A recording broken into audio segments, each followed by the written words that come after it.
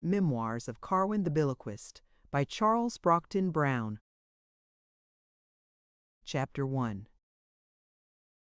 I was the second son of a farmer whose place of residence was a western district of Pennsylvania. My eldest brother seemed fitted by nature for the employment to which he was destined. His wishes never led him astray from the haystack in the furrow. His ideas never ranged beyond the sphere of his vision, or suggested the possibility that tomorrow could differ from today. He could read and write because he had no alternative between learning the lesson prescribed to him and punishment. He was diligent, as long as fear urged him forward, but his exertions ceased with the cessation of this motive. The limits of his acquirements consisted in signing his name and spelling out a chapter in the Bible. My character was the reverse of his. My thirst of knowledge was augmented in proportion as it was supplied with gratification. The more I heard or read, the more restless and unconquerable my curiosity became. My senses were perpetually alive to novelty, my fancy teemed with visions of the future, and my attention fastened upon everything mysterious or unknown.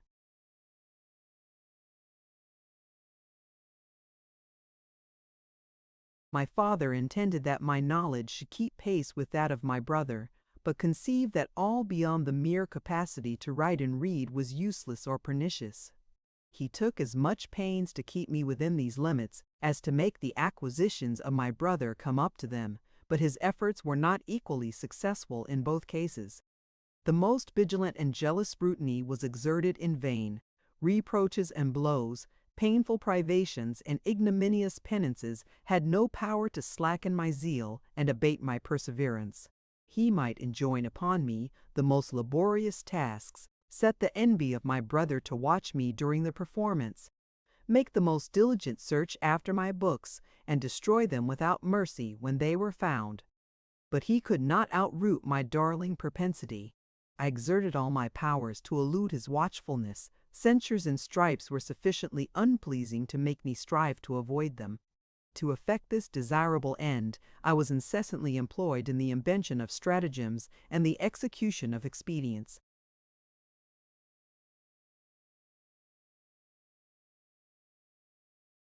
My passion was surely not deserving of blame, and I have frequently lamented the hardships to which it subjected me.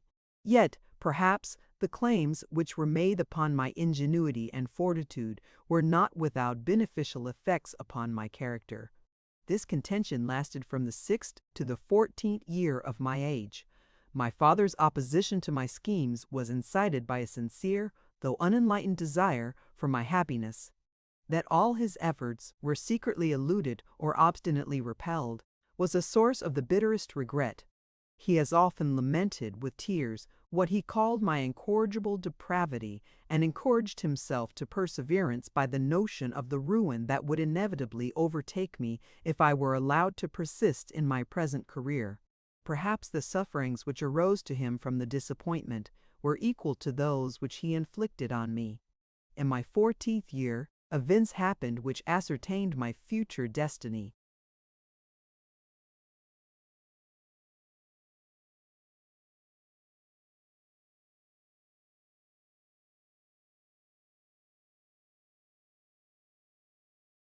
One evening I had been sent to bring cows from a meadow, some miles distant from my father's mansion. My time was limited, and I was menaced with severe chastisement if, according to my custom, I should stay beyond the period assigned. For some time these menaces rung in my ears, and I went on my way with speed. I arrived at the meadow, but the cattle had broken the fence and escaped. It was my duty to carry home the earliest tidings of this accident, but the first suggestion was to examine the cause and manner of this escape. The field was bounded by cedar railing. 5 of these rails were laid horizontally from post to post. The upper one had been broken in the middle, but the rest had merely been drawn out of the holes on one side and rested with their ends on the ground. The means which had been used for this end, the reason why one only was broken, and that one the uppermost, how a pair of horns could be so managed as to effect that which the hands of man would have found difficult, supplied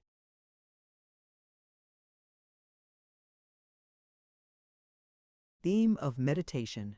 Some accident recalled me from this reverie, and reminded me how much time had thus been consumed. I was terrified at the consequences of my delay, and sought with eagerness how they might be obviated. I asked myself if there were not a way back shorter than that by which I had come. The beaten road was rendered circuitous by a precipice that projected into a neighboring stream, and closed up a passage by which the length of the way would have been diminished one half. At the foot of the cliff the water was of considerable depth, and agitated by an eddy. I could not estimate the danger which I should incur by plunging into it, but I was resolved to make the attempt. I have reason to think that this experiment, if it had been tried, would have proved fatal, and my father, while he lamented my untimely fate, would have been wholly unconscious that his own unreasonable demands had occasioned it.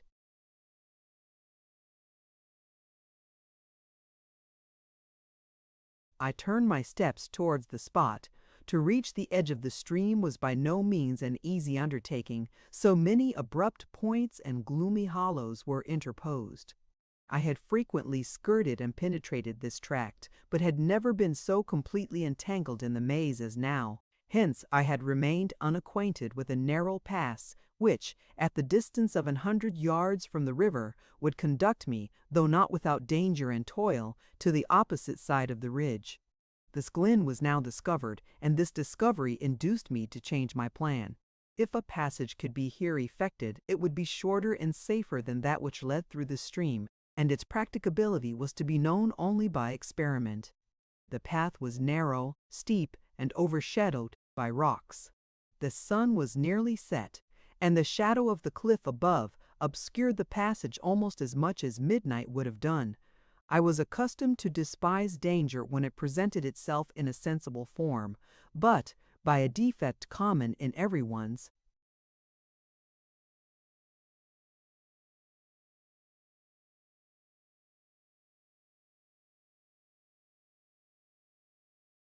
education, goblins, and spectres were to me the objects of the most violent apprehensions.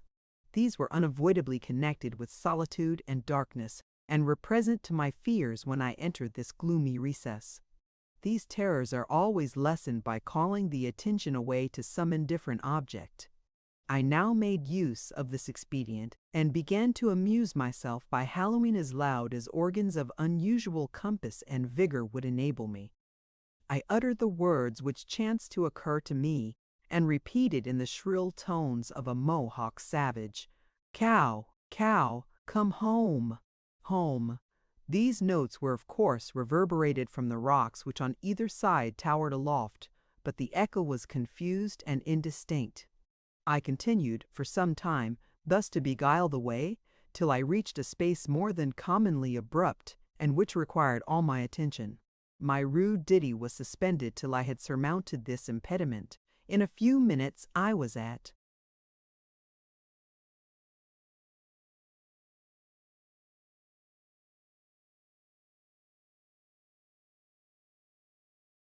leisure to renew it.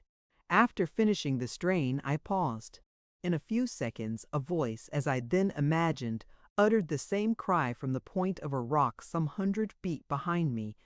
The same words, with equal distinctness and deliberation, and in the same tone, appeared to be spoken. I was startled by this incident, and cast a fearful glance behind, to discover by whom it was uttered. The spot where I stood was buried in dusk, but the eminences were still invested with a luminous and vivid twilight. The speaker, however, was concealed from my view. I had scarcely begun to wonder at this occurrence, when a new occasion for wonder was afforded me. A few seconds, in like manner, elapsed, when my ditty was again rehearsed with a no less perfect imitation in a different quarter. To this quarter I eagerly turned my eyes, but no one was visible. The station, indeed, which this new speaker seemed to occupy, was inaccessible to man or beast.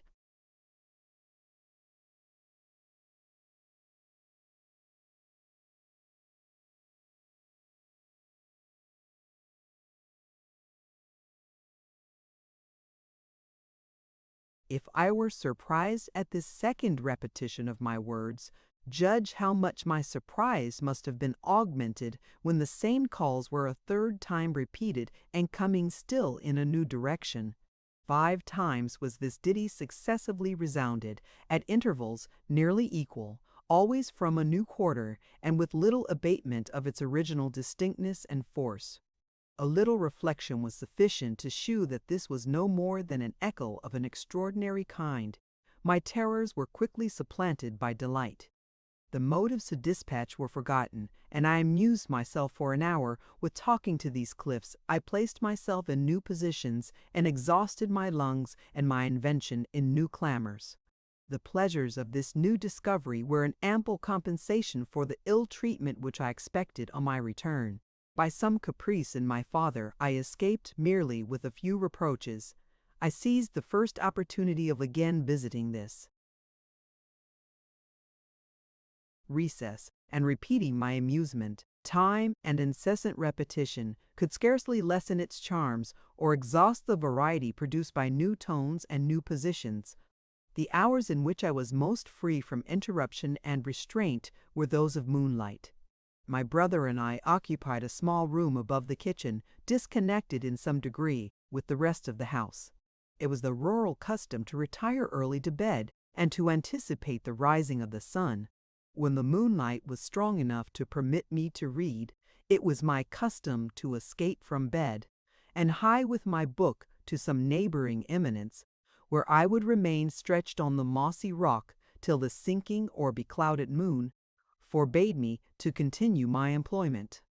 I was indebted for books to a friendly person in the neighborhood, whose compliance with my solicitations was prompted partly by benevolence and partly by enmity to my father, whom he could not more egregiously offend than by gratifying my perverse and pernicious curiosity.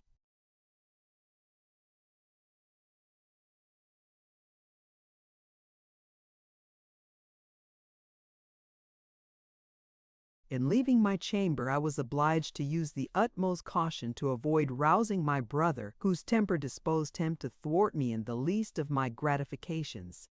My purpose was surely laudable, and yet on leaving the house and returning to it, I was obliged to use the vigilance and circumspection of a thief. One night I left my bed with this view. I posted first in my vocal glen, and then scrambling up a neighboring steep, which overlooked a wide extent of this romantic country, gave myself up to contemplation and the perusal of Milton's Comus. My reflections were naturally suggested by the singularity of this echo. To hear my own voice speak at a distance would have been formerly regarded as prodigious. To hear, too, that voice, not uttered by another, by whom it might easily be mimicked, but by myself. I cannot now recollect the transition which led me to the notion of sounds similar to these, but produced by other means than reverberation. Could I not so dispose my organs as to make my voice appear at a distance? From speculation I proceeded to experiment. The idea of a distant voice, like my own, was intimately present to my fancy. I exerted myself with a most ardent desire, and with something like a persuasion that I should succeed. I started with surprise, for it seemed as if success had crowned my attempts. I repeated the effort, but failed. A certain position of the organs took place on the first attempt, altogether new, unexampled, and, as it were, by accident, for I could not attain it on the second experiment. You will not wonder that I exerted myself with indefatigable zeal to regain what had once, though for so short a space, been in my power. Your own ears have witnessed the success of these efforts. By perpetual exertion I gained it a second time, and now was a diligent observer of the circumstances attending it.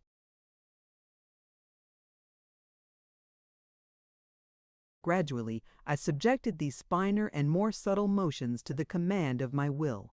What was at first difficult, by exercise and habit, was rendered easy. I learned to accommodate my voice to all the varieties of distance and direction.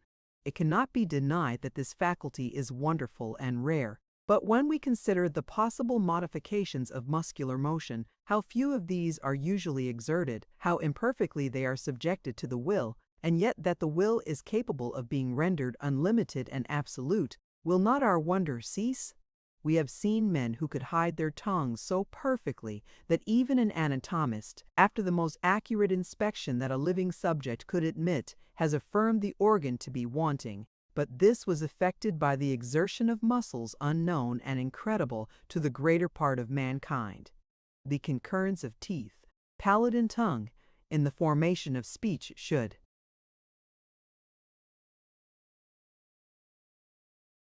seem to be indispensable, and yet men have spoken distinctly though wanting a tongue, and to whom, therefore, teeth and palate were superfluous. The tribe of motions requisite to this end are wholly latent and unknown to those who possess that organ. I mean not to be more explicit. I have no reason to suppose a peculiar conformation or activity in my own organs, or that the power which I possess may not, with suitable directions and by steady efforts, be obtained by others, but I will do nothing to facilitate the acquisition. It is by far too liable to perversion for a good man to desire to possess it or to teach it to another. There remained but one thing to render this instrument as powerful in my hands as it was capable of being. From my childhood I was remarkably skillful at imitation. There were few voices, whether of men, or birds, or beasts, which I could not imitate with success. To add my ancient to my newly acquired skill, to talk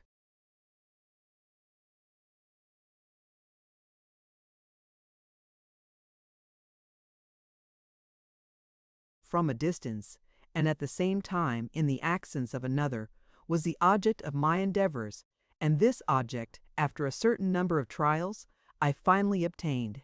In my present situation, everything that denoted intellectual exertion was a crime, and exposed me to invectives, if not to stripes.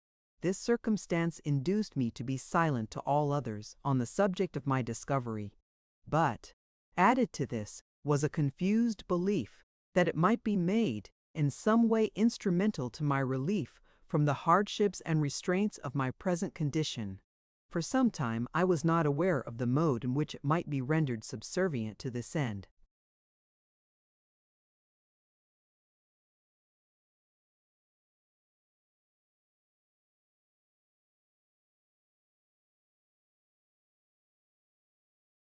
Chapter 2.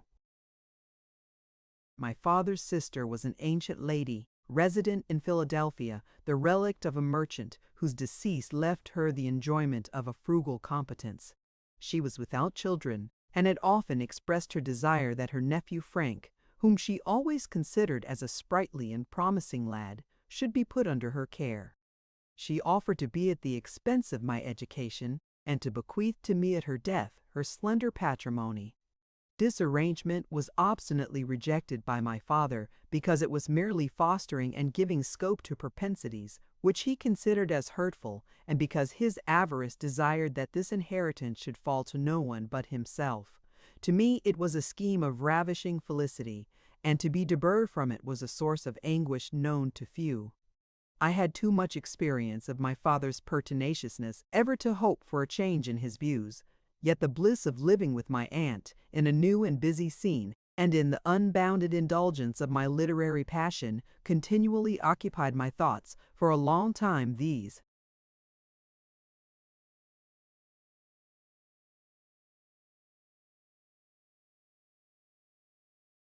thoughts were productive only of despondency and tears.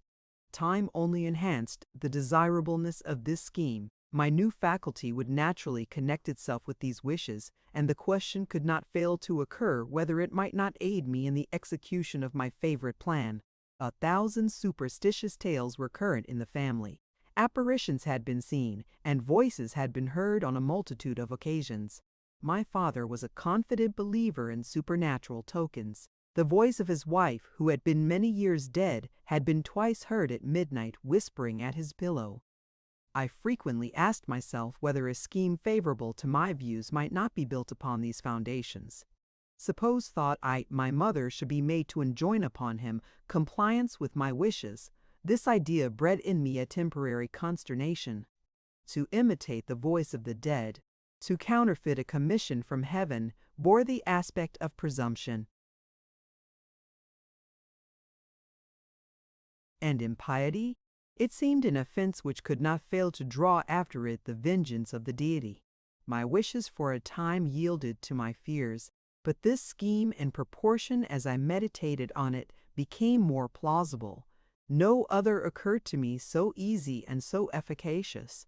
I endeavored to persuade myself that the end proposed was, in the highest degree, praiseworthy, and that the excellence of my purpose would justify the means employed to attain it. My resolutions were, for a time, attended with fluctuations and misgivings. These gradually disappeared, and my purpose became firm. I was next to devise the means of effecting my views. This did not demand any tedious deliberation. It was easy to gain access to my father's chamber without notice or detection. Cautious footsteps and the suppression of breath would place me, unsuspected and unthought of, by his bedside. The words I should use and the mode of utterance were not easily settled, but having at length selected these, I made myself by much previous repetition perfectly familiar with the use of them.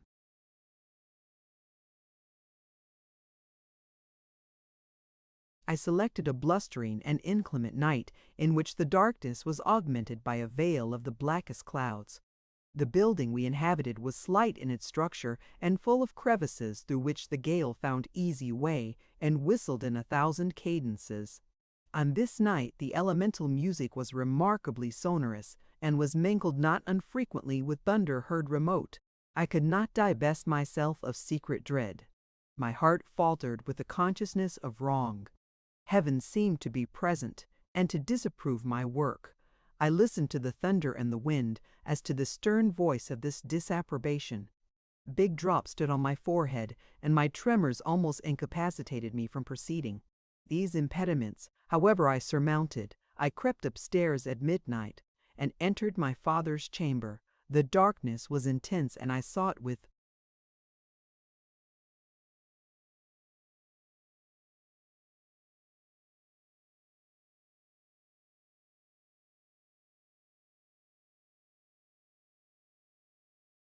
outstretched hands for his bed. The darkness, added to the trepidation of my thoughts, disabled me from making a right estimate of distances. I was conscious of this, and when I advanced within the room, paused. I endeavored to compare the progress I had made with my knowledge of the room, and, governed by the result of this comparison, proceeded cautiously and with hands still outstretched in search of the foot of the bed. At this moment, lightning flashed into the room. The brightness of the gleam was dazzling, yet it afforded me an exact knowledge of my situation. I had mistaken my way, and discovered that my knees nearly touched the bedstead, and that my hands at the next step would have touched my father's cheek. His closed eyes and every line in his countenance were painted, as it were, for an instant on my sight. The flash was accompanied with a burst of thunder whose vehemence was stunning. I always entertained a dread of thunder, and now recoiled, overborne.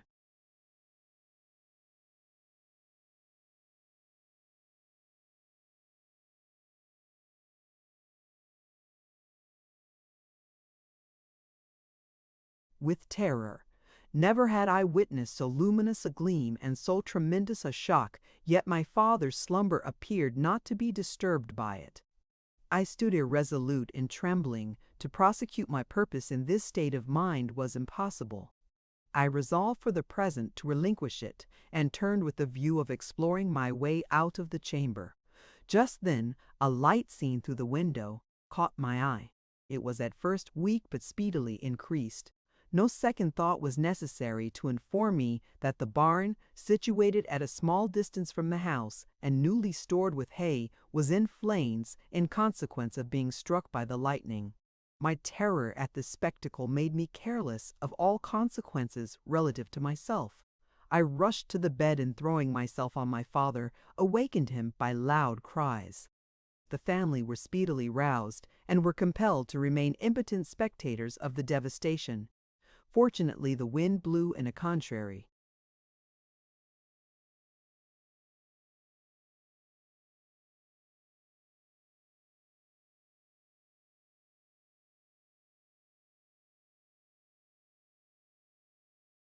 Direction, so that our habitation was not injured. The impression that was made upon me by the incidents of that night is indelible. The wind gradually rose into an hurricane. The largest branches were torn from the trees and whirled aloft into the air.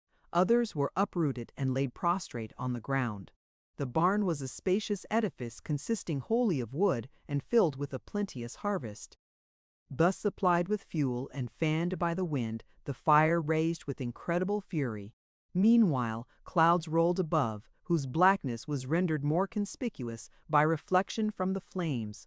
The vast volumes of smoke were dissipated in a moment by the storm, while glowing fragments and cinders were borne to an immense height and tossed everywhere in wild confusion.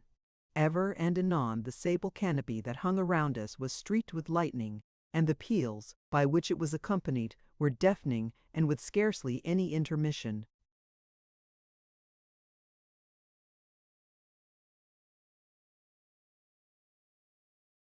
It was, doubtless, absurd to imagine any connection between this portentous scene and the purpose that I had meditated, yet a belief of this connection, though wavering and obscure, lurked in my mind. Something more than a coincidence merely casual appeared to have subsisted between my situation at my father's bedside and the flash that darted through the window and diverted me from my design. It palsied my courage and strengthened my conviction that my scheme was criminal. After some time had elapsed, and tranquillity was in some degree restored in the family, my father reverted to the circumstances in which I had been discovered on the first alarm of this event. The truth was impossible to be told. I felt the utmost reluctance to be guilty of a falsehood, but by falsehood only could I elude detection. That my guilt was the offspring of a fatal necessity, that the injustice of others gave it birth and made it unavoidable, afforded me slight consolation. Nothing can be more injurious than a lie, but its evil tendency.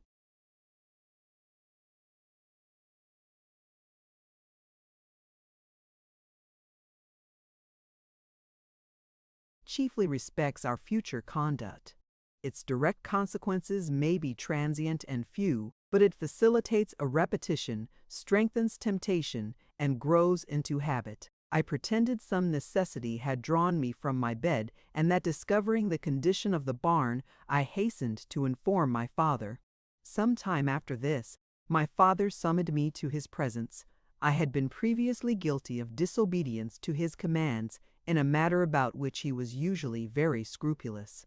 My brother had been privy to my offense and had threatened to be my accuser. On this occasion I expected nothing but arraignment and punishment. Weary of oppression and hopeless of any change in my father's temper and views, I had formed the resolution of eloping from his house and of trusting, young as I was, to the caprice of fortune. I was hesitating whether to abscond without the knowledge of the family or to make my resolutions known to them, and while I avowed my resolution, to adhere to it in spite of opposition and remonstrances when I received this summons. I was employed at this time in the fields. Night was approaching, and I had made no preparation for departure. All the preparation in my power to make was indeed small. A few clothes, made into a bundle, was the sum of my possessions. Time would have little influence in improving my prospects, and I resolved to execute my scheme immediately. I left my work intending to seek my chamber, and taking what was my own, to disappear forever. I turned a stile that led out of the field into a bypath when my father appeared before me, advancing in an opposite direction. To avoid him was impossible, and I summoned my fortitude to a conflict with his passion. As soon as we met, instead of anger and upbraiding, he told me that he had been reflecting on my aunt's proposal to take me under her protection and had concluded that the plan was proper. If I still retained my wishes on that head, he would readily comply with them, and that, if I chose, I might set off for the city.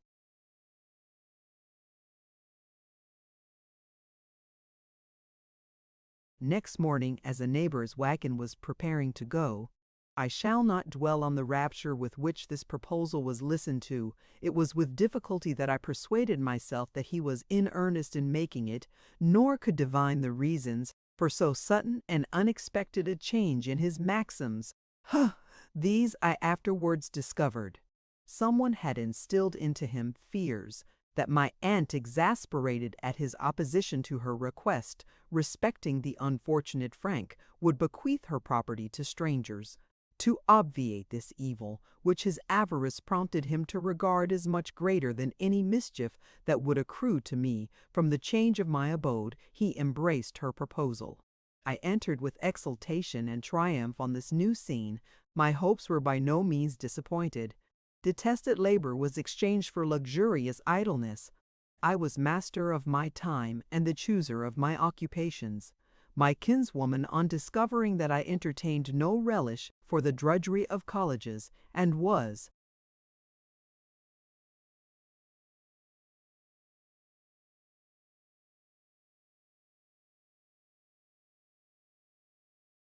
contented with the means of intellectual gratification which I could obtain under her roof, allowed me to pursue my own choice. 3 tranquil years passed away, during which each day added to my happiness by adding to my knowledge. My biloquial faculty was not neglected. I improved it by assiduous exercise. I deeply reflected on the use to which it might be applied. I was not destitute of pure intentions. I delighted not in evil. I was incapable of knowingly contributing to another's misery, but the sole or principal end of my endeavors was not the happiness of others. I was actuated by ambition. I was delighted to possess superior power. I was prone to manifest that superiority, and was satisfied if this were done without much solicitude concerning consequences. I sported frequently with the apprehensions of my associates, and threw out a bait for their wonder, and supplied them with occasions for the structure of theories. It may not be amiss to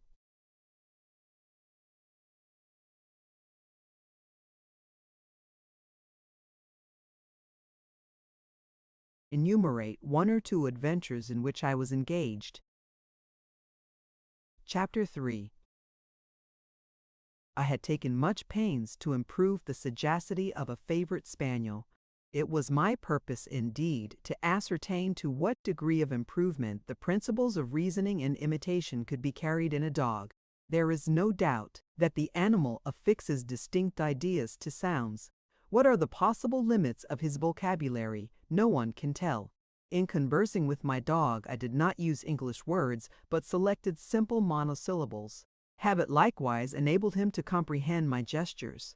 If I crossed my hands on my breast, he understood the signal and lay down behind me. If I joined my hands and lifted them to my breast, he returned home. If I grasped one arm above the elbow, he ran before me. If I lifted my hand to my forehead, he trotted composedly behind. By one motion I could make him bark. By another I could reduce him to silence. He would howl in 20 different strains of mournfulness at my bidding.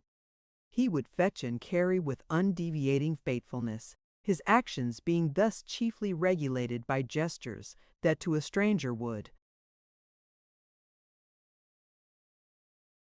appear indifferent or casual. It was easy to produce a belief that the animal's knowledge was much greater than in truth it was. One day, in a mixed company, the discourse turned upon the unrivaled abilities of Damon. Damon had, indeed, acquired in all the circles which I frequented an extraordinary reputation. Numerous instances of his sagacity were quoted, and some of them exhibited on the spot. Much surprise was excited by the readiness with which he appeared to comprehend sentences of considerable abstraction and complexity, though he in reality attended to nothing but the movements of hand or fingers with which I accompanied my words. I enhanced the astonishment of some, and excited the ridicule of others, by observing that my dog not only understood English when spoken by others, but actually spoke the language himself with no small degree of precision. This assertion could not be admitted without proof. Proof, therefore, was readily produced. At a known signal, Damon began a low interrupted noise, in which the astonished hearers clearly distinguished English words. A dialogue began between the animal and his master, which was maintained on the part of the former with great vivacity and spirit. In this dialogue the dog asserted the dignity of his species and capacity of intellectual improvement. The company separated, lost in wonder, but perfectly convinced by the evidence that had been produced. On a subsequent occasion, a select company was assembled at a garden, at a small distance from the city. Discourse glided through a variety of topics, till it lighted at length on the subject of invisible beings. From the speculations of philosophers, we proceeded to the creations of the poet. Some maintained the justness of Shakespeare's delineations of aerial beings, while others denied it. By no violent transition, Ariel and his songs were introduced, and a lady, celebrated for her musical skill, was solicited to accompany her pedal harp with the Song of Five.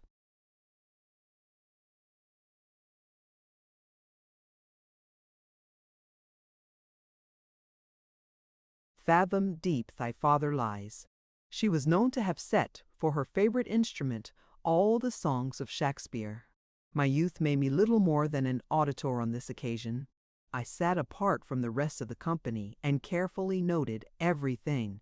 The track which the conversation had taken suggested a scheme which was not thoroughly digested when the lady began her enchanting strain. She ended, and the audience were mute with rapture. The pause continued when a strain was wafted to our ears from another quarter. The spot where we sat was embowered by a vine. The verdant arch was lofty, and the area beneath was spacious. The sound proceeded from above. At first it was faint and scarcely audible. Presently it reached a louder key, and every eye was cast up in expectation of beholding a face among the pendant clusters. The strain was easily recognized.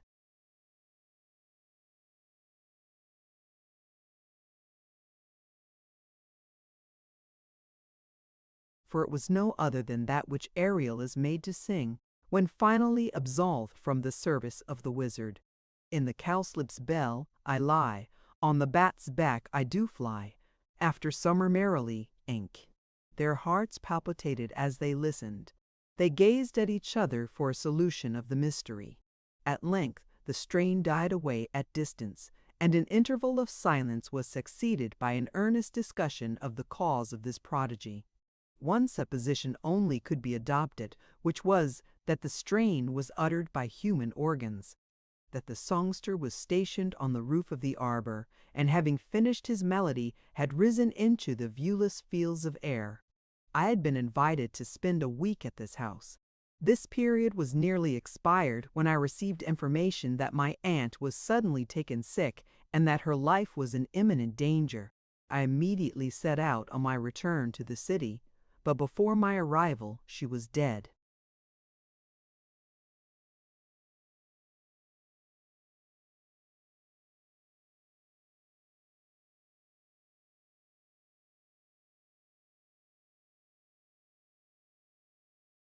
This lady was entitled to my gratitude and esteem. I had received the most essential benefits at her hand. I was not destitute of sensibility and was deeply affected by this event. I will own, however, that my grief was lessened by reflecting on the consequences of her death with regard to my own condition. I had been ever taught to consider myself as her heir, and her death, therefore, would free me from certain restraints. My aunt had a female servant who had lived with her for 20 years. She was married, but her husband, who was an artisan, lived apart from her.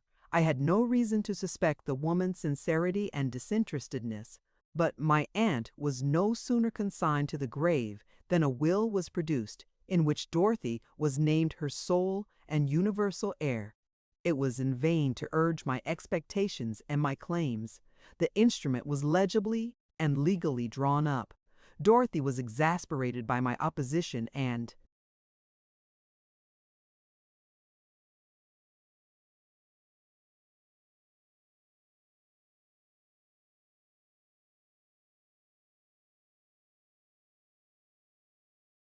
surmises and vigorously enforced her title. In a week after the decease of my kinswoman, I was obliged to seek a new dwelling. As all my property consisted in my cloths and my papers, this was easily done. My condition was now calamitous and forlorn. Confiding in the acquisition of my aunt's patrimony, I had made no other provision for the future. I hated manual labor, or any task of which the object was gain. to be guided in my choice of occupations by any motive but the pleasure which the occupation was qualified to produce was intolerable to my proud, indolent, and restive temper. This resource was now cut off. The means of immediate subsistence were denied me. If I had determined to acquire the knowledge of some lucrative art, the acquisition would demand time, and meanwhile I was absolutely destitute of support. My father's house was indeed open to me, but I preferred to stifle myself with the filth of the kennel rather than to return to it. Some plan it was immediately necessary to adopt. The exigence of my affairs, and this reverse of fortune, continually occupied my thoughts. I estranged myself from society and from books, and devoted myself to lonely walks and mournful meditation. One morning, as I ranged along the bank of Schuylkill, I encountered a person by name Ludlow, of whom I had some previous knowledge. He was from Ireland, was a man of some rank and apparently rich. I had met with him before, but in mixed companies where little direct intercourse had taken place between us. Our last meeting was in the arbor where Ariel was so unexpectedly introduced. Our acquaintance merely justified a transient salutation, but he did not content himself with noticing me as I passed, but joined me in my walk and entered into conversation. It was easy to advert to the occasion on which we had last met and to the mysterious incident which then occurred. I was solicitous to dive into his.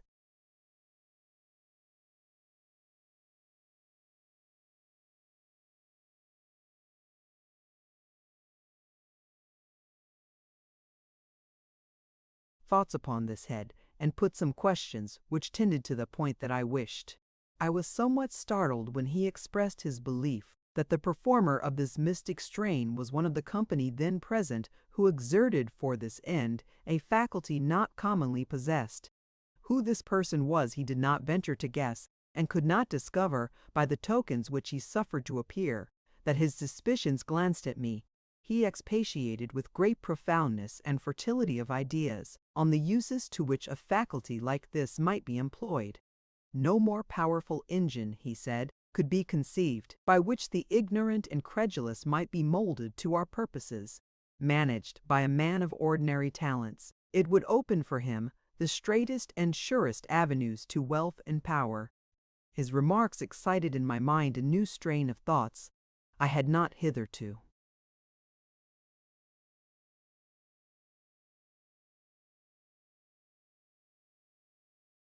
Considered the subject in this light, though vague ideas of the importance of this art could not fail to be occasionally suggested, I ventured to inquire into his ideas of the mode in which an art like this could be employed so as to effect the purposes he mentioned. He dealt chiefly in general representations.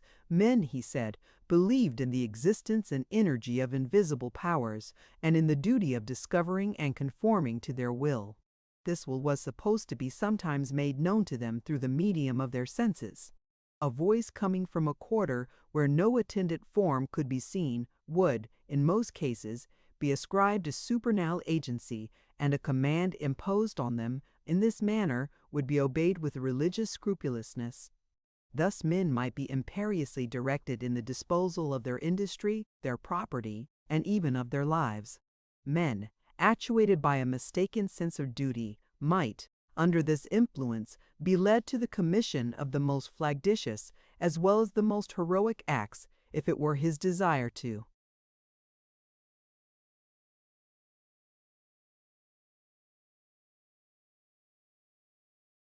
Accumulate wealth or institute a new sect, he should need no other instrument. I listened to this kind of discourse with great avidity, and regretted when he thought proper to introduce new topics. He ended by requesting me to visit him, which I eagerly consented to do. When left alone, my imagination was filled with the images suggested by this conversation. The hopelessness of better fortune, which I had lately harbored, now gave place to cheering confidence. Those motives of rectitude which should deter me from this species of imposture had never been vivid or stable, and were still more weakened by the artifices of which I had already been guilty. The utility or harmlessness of the end justified in my eyes the means. No event had been more unexpected by me than the bequest of my aunt to her servant. The will, under which the latter claimed, was dated prior to my coming to the city. I was not surprised, therefore, that it had once been made, but merely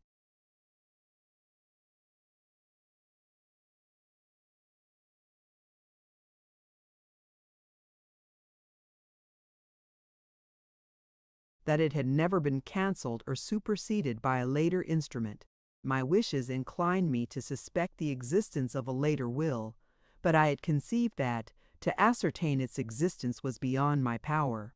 Now, however, a different opinion began to be entertained. This woman, like those of her sex and class, was unlettered and superstitious. Her faith in spells and apparitions was of the most lively kind. Could not her conscience be awakened by a voice from the grave? Lonely, and at midnight my aunt might be introduced, upbraiding her for her injustice and commanding her to atone for it by acknowledging the claim of the rightful proprietor. True it was that no subsequent will might exist, but this was the fruit of mistake or of negligence. She probably intended to cancel the old one, but this act might, by her own weakness or by the artifices of her servant, be delayed till death had put it out of her power. In either case, a mandate from the dead could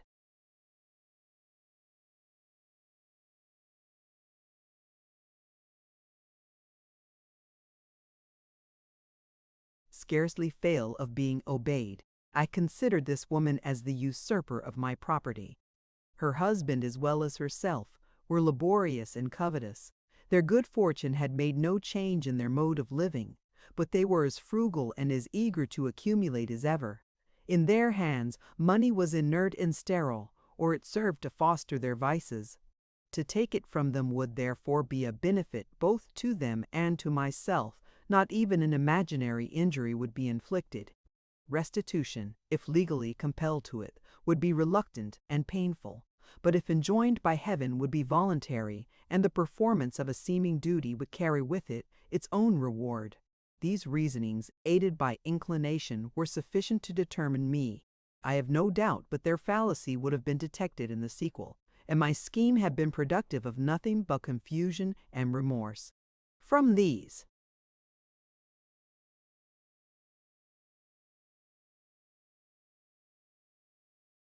consequences, however, my fate interposed, as in the former instance, to save me.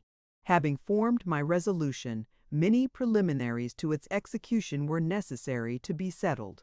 These demanded deliberation and delay. Meanwhile, I recollected my promise to Ludlow and paid him a visit. I met a frank and affectionate reception. It would not be easy to paint the delight which I experienced in this man's society. I was at first oppressed with the sense of my own inferiority in age, knowledge, and rank. Hence arose numberless reserves and incapacitating diffidences, but these were speedily dissipated by the fascinations of this man's address. His superiority was only rendered by time more conspicuous, but this superiority, by appearing never to be present to his own mind, ceased to be uneasy to me. My questions required to be frequently answered, and my mistakes to be rectified, but my keenest scrutiny could detect in his manner neither arrogance nor contempt. He seemed to talk merely from the overflow of his ideas, or a benevolent desire of imparting information. Chapter 4. My visits gradually became more frequent. Meanwhile, my wants increased, and the necessity of some change in my condition became daily more urgent. This incited my reflections on the scheme which I had formed. The time and place suitable to my design were not selected without much anxious inquiry and frequent waverings of purpose. These being at length fixed, the interval to elapse before the carrying of my design into effect was not without perturbation and suspense. These could not be concealed from my new friend, and at length prompted him to inquire into the cause. It was not possible to communicate the whole truth, but the warmth of his manner inspired me with some degree of ingenuousness. I did not hide from him my former hopes and my present destitute condition. He listened to my tale with no expressions of sympathy, and when I had finished, abruptly inquired whether I had any objection to a voyage to Europe. I answered in the negative.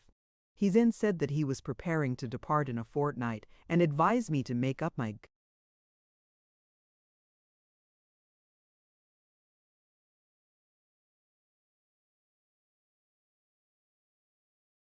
mind to accompany him. This unexpected proposal gave me pleasure and surprise, but the want of money occurred to me as an insuperable objection. On this being mentioned, "Oh ho," said he, carelessly, "that objection is easily removed. I will bear all expenses of your passage myself."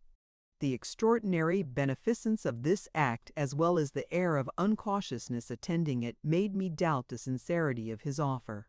And when new declarations removed this doubt, I could not forbear expressing at once my sense of his generosity and of my own unworthiness. He replied that generosity had been expunged from his catalogue as having no meaning or a vicious one. It was the scope of his exertions to be just. This was the sum of human duty, and he that fell short, ran beside, or outstripped justice was a criminal. What he gave me was my due or not my due. If it were my due, I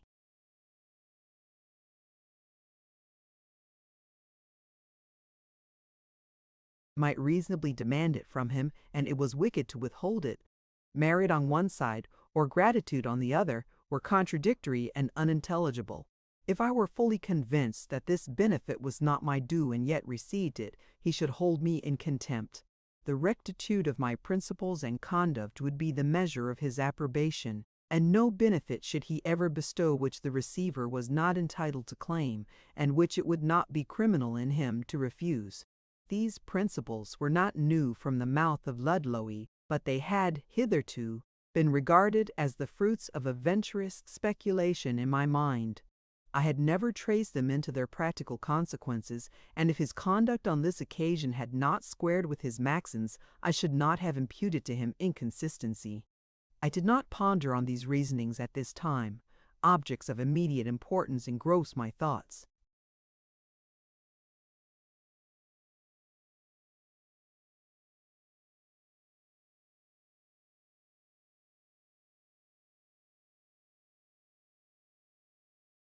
One obstacle to this measure was removed. When my voyage was performed, how should I subsist in my new abode?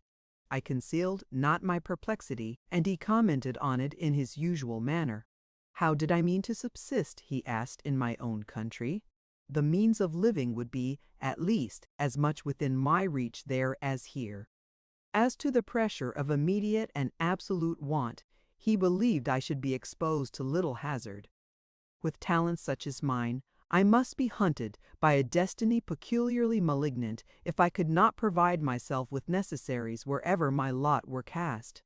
He would make allowances, however, for my diffidence and self-distrust, and would obviate my fears by expressing his own intentions with regard to me. I must be apprised, however, of his true meaning. He labored to shun all hurtful, invidious things, and therefore carefully abstained from making or confiding in promises. It was just to assist me in this voyage, and it would probably be equally just to continue to me similar assistance when it was finished. That,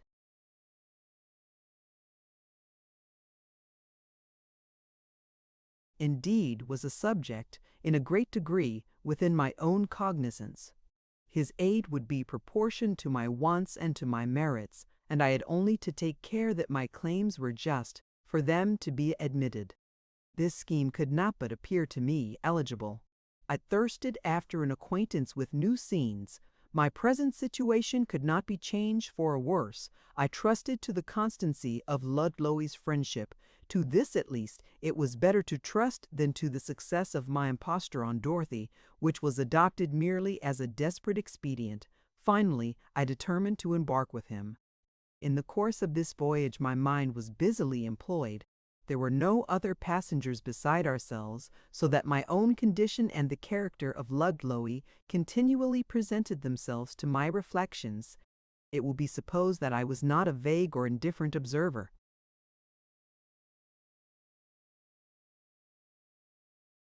There were no vicissitudes in the deportment or lapses in the discourse of my friend. His feelings appeared to preserve an unchangeable tenor. and his thoughts and words always to flow with the same rapidity. His slumber was profound and his wakeful hours serene. He was regular and temperate in all his exercises and gratifications. Hence were derived his clear perceptions and exuberant health. This treatment of me, like all his other mental and corporal operations, was modeled by one inflexible standard. Certain scruples and delicacies were incident to my situation. Of the existence of these he seemed to be unconscious, and yet nothing escaped him, inconsistent with a state of absolute equality. I was naturally inquisitive as to his fortune and the collateral circumstances of his condition. My notions of politeness hindered me from making direct inquiries. By indirect means, I could gather nothing but that his state was opulent and independent, and that he had 2 sisters whose situation resembled his own.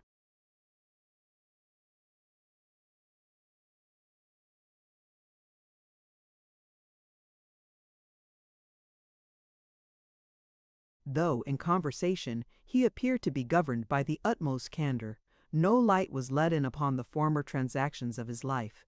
The purpose of his visit to America I could merely guess to be the gratification of curiosity.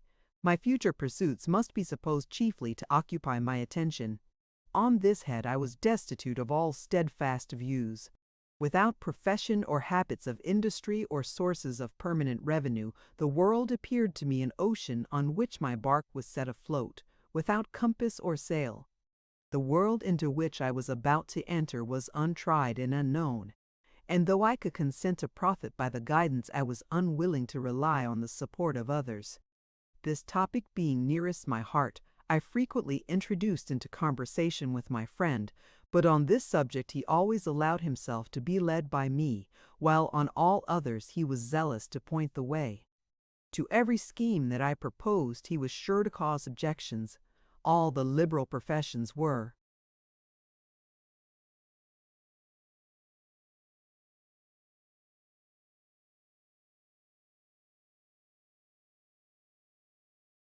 censured as perverting the understanding by giving scope to the sordid motive of gain, or imbuing the mind with erroneous principles. Skill was slowly obtained, and success, though integrity and independence must be given for it, dubious and instable. The mechanical trades were equally obnoxious. They were vicious by contributing to the spurious gratifications of the rich and multiplying the objects of luxury. They were destruction to the intellect and vigor of the artisan. They enervated his frame and brutalized his mind. When I pointed out to him the necessity of some species of labor, he tacitly admitted that necessity, but refused to direct me in the choice of a pursuit, which, though not free from defect, should yet have the fewest inconveniences. He dwelt on the fewness of our actual wants, the temptations which attend the possession of wealth, the benefits of seclusion and privacy, and the duty of unfettering our minds from the prejudices which govern the world.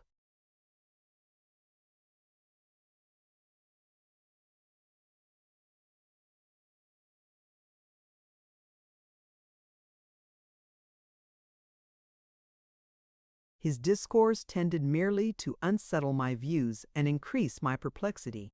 This effect was so uniform that I at length desisted from allusions to this theme and endeavored to divert my own reflections from it. When our voyage should be finished, and I should actually tread this new stage, I believe that I should be better qualified to judge of the measures to be taken by me. At length we reached Belfast. From thence we immediately repaired to Dublin. I was admitted as a member of his family. When I expressed my uncertainty as to the place to which it would be proper for me to repair, he gave me a blunt but cordial invitation to his house. My circumstances allowed me no option, and I readily complied. My attention was for a time engrossed by a diversified succession of new objects. Their novelty, however, disappearing, left me at liberty to turn my eyes upon myself and my companion, and here my reflections were supplied with abundant food. His house was spacious and commodious, and furnished with profusion and elegance. A suite of apartments was assigned to me, in which I was permitted to reign uncontrolled, and access was permitted to a well-furnished library. My food was furnished in my own room, prepared in the manner which I had previously directed. Occasionally Ludlow would request my company to breakfast, when an hour was usually consumed in earnest or sprightly conversation. At all other times he was invisible, and his apartments, being wholly separate from mine, I had no opportunity of discovering in what way his hours were employed. He defended this mode of living as being most compatible with liberty. He delighted to expatiate on the evils of cohabitation. Men, subjected to the same regimen, compelled to eat and sleep and associate at certain hours, were strangers to all rational independence and liberty. Society would never be exempt from servitude and misery till those artificial ties which held human beings together under the same roof were dissolved. He endeavored to regulate his own conduct.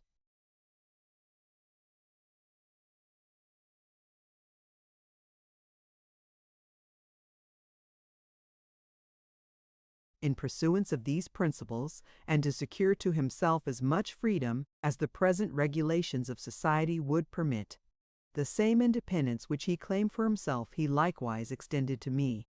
The distribution of my own time, the selection of my own occupations and companions should belong to myself. But these privileges, though while listening to his arguments I could not deny them to be valuable, I would have willingly dispensed with. The solitude in which I lived became daily more painful. I ate and drank, enjoyed clothing and shelter, without the exercise of forethought or industry. I walked and sat, went out and returned for as long and at what seasons I thought proper. Yet my condition was a fertile source of discontent. I felt myself removed to a comfortless and chilling distance from Ludlow. I wanted to share in his occupations and views, with all his ingenuousness of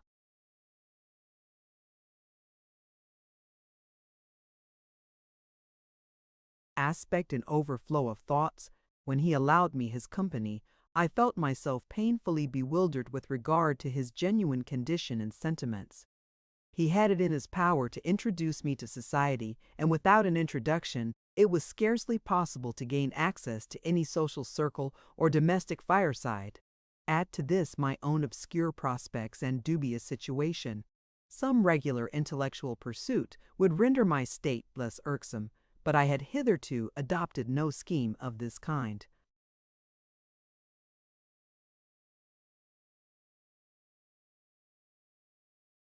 Chapter 5. Time tended, in no degree, to alleviate my dissatisfaction. It increased till the determination became at length formed of opening my thoughts to Ludlow. At the next breakfast interview which took place, I introduced the subject, and expatiated without reserve on the state of my feelings. I concluded with entreating him to point out some path in which my talents might be rendered useful to himself or to mankind. After a pause of some minutes, he said, "What would you do?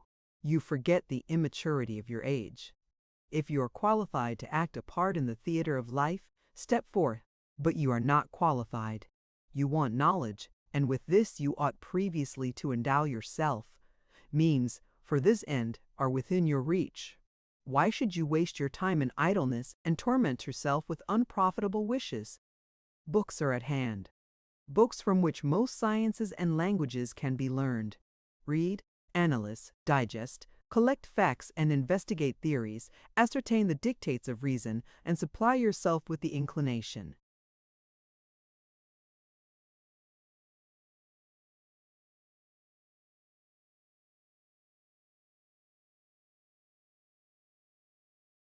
And the power to adhere to them. You will not, legally speaking, be a man in less than 3 years. Let this period be devoted to the acquisition of wisdom.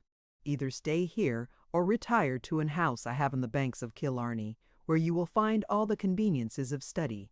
I could not but reflect with wonder at this man's treatment of me. I could plead none of the rights of relationship, yet I enjoyed the privileges of a son. He had not imparted to me any scheme by pursuit of which I might finally compensate him for the expense to which my maintenance and education would subject him. He gave me reason to hope for the continuance of his bounty. He talked and acted as if my fortune were totally disjoined from his, yet was I indebted to him for the morsel which sustained my life. Now it was proposed to withdraw myself to studious leisure and romantic solitude. All my wants, personal and intellectual, were to be supplied gratuitously and copiously. No means were prescribed by which I might make compensation for all these benefits. In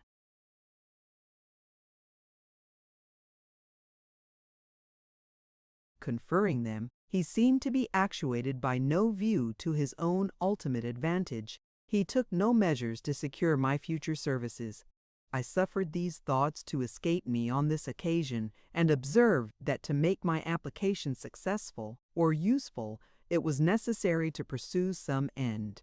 I must look forward to some post which I might hereafter occupy beneficially to myself or others, and for which all the efforts of my mind should be bent to qualify myself. These hints gave him visible pleasure, and now, for the first time, he deigned to advise me on this head. His scheme, however, was not suddenly produced. The way to it was circuitous and long. It was his business to make every new step appear to be suggested by my own reflections. His own ideas were the seeming result of the moment, and sprung out of the last idea that was uttered. Being hastily taken up, they were, of course, liable to objection. These objections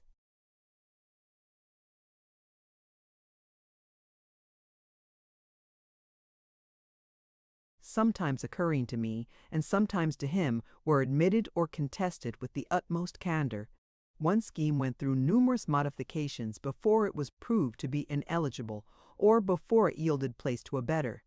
It was easy to perceive that books alone were insufficient to impart knowledge, that man must be examined with our own eyes to make us acquainted with their nature, that ideas collected from observation and reading must correct and illustrate each other, that the value of all principles and their truth lie in their practical effects. Hence, gradually arose the usefulness of traveling, of inspecting the habits and manners of a nation, and investigating on the spot the causes of their happiness and misery. Finally, it was determined that Spain was more suitable than any other to the views of a judicious traveler. My language, habits, and religion were mentioned as obstacles to close and extensive views. But these difficulties successively and slowly vanished. Converse with books and natives of Spain, a steadfast purpose, and unwearied diligence.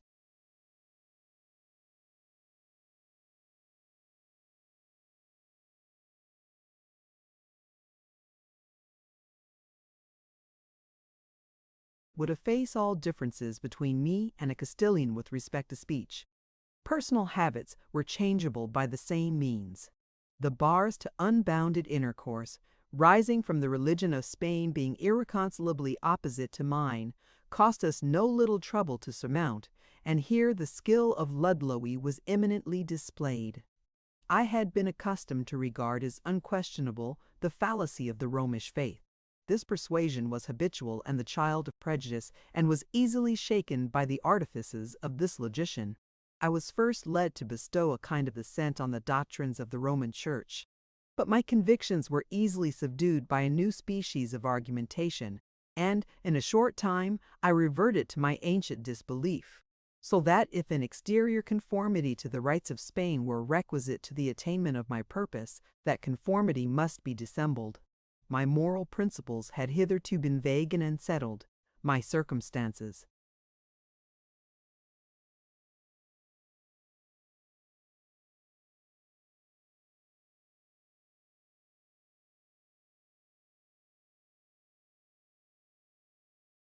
had led me to the frequent practice of insincerity, but my transgressions, as they were slight and transient, did not much excite my previous reflections or subsequent remorse. My deviations, however, though rendered easy by habit, were by no means sanctioned by my principles.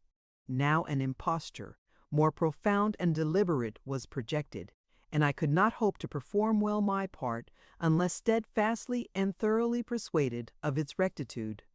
My friend was the eulogist of sincerity. He delighted to trace its influence on the happiness of mankind, and proved that nothing but the universal practice of this virtue was necessary to the perfection of human society.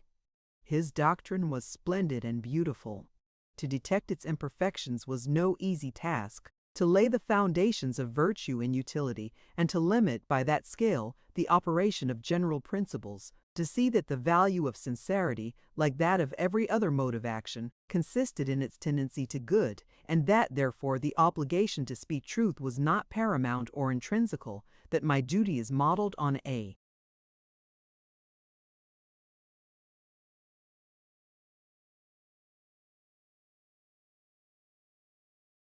knowledge and foresight of the conduct of others, and that since men in their actual state are infirm and deceitful, a just estimate of consequences may sometimes make dissimulation my duty were truths that did not speedily occur. The discovery, when made, appeared to be a joint work. I saw nothing in Ludlow but proofs of candor and a judgment incapable of bias. The means which this man employed to fit me for his purpose perhaps owed their success to my youth and ignorance. I may have given you exaggerated ideas of his dexterity and address. Of that I am unable to judge. Certain it is that no time or reflection has abated my astonishment at the profoundness of his schemes and the perseverance with which they were pursued by him. To detail their progress would expose me to the risk of being tedious, yet none but minute details would sufficiently display his patience and subtlety. It will suffice to relate that after a sufficient period of preparation and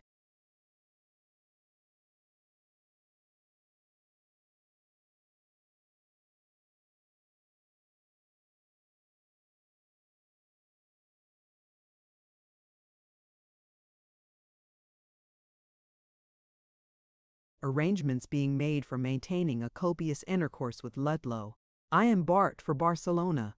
A restless curiosity and vigorous application have distinguished my character in every scene. Here was spacious fields for the exercise of all my energies.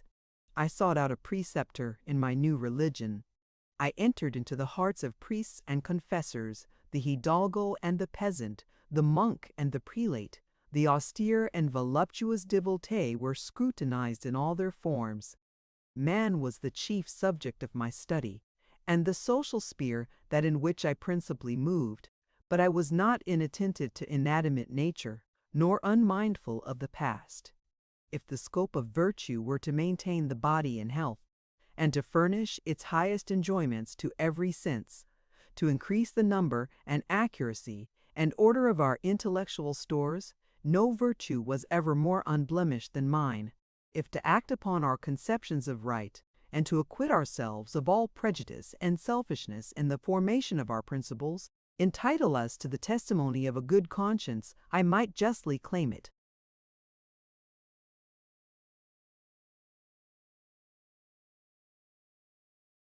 I shall not pretend to ascertain my rank in the moral scale. Your notions of duty differ widely from mine. If a system of deceit pursued merely from the love of truth, if voluptuousness, never gratified at the expense of health, may incur censure, I am censurable. This, indeed, was not the limit of my deviations. Deception was often unnecessarily practiced, and my biloquial faculty did not lie unemployed. What has happened to yourselves may enable you, in some degree, to judge of the scenes in which my mystical exploits engaged me. In none of them, indeed, were the effects equally disastrous, and they were, for the most part, the result of well-digested projects. To recount these would be an endless task. They were designed as mere specimens of power, to illustrate the influence of superstition, to give skeptics the consolation of certainty, to annihilate the scruples of a tender female, or facilitate my access to the bosoms of courtiers and monks. The first achievement of this kind took place in the convent of the Escurial.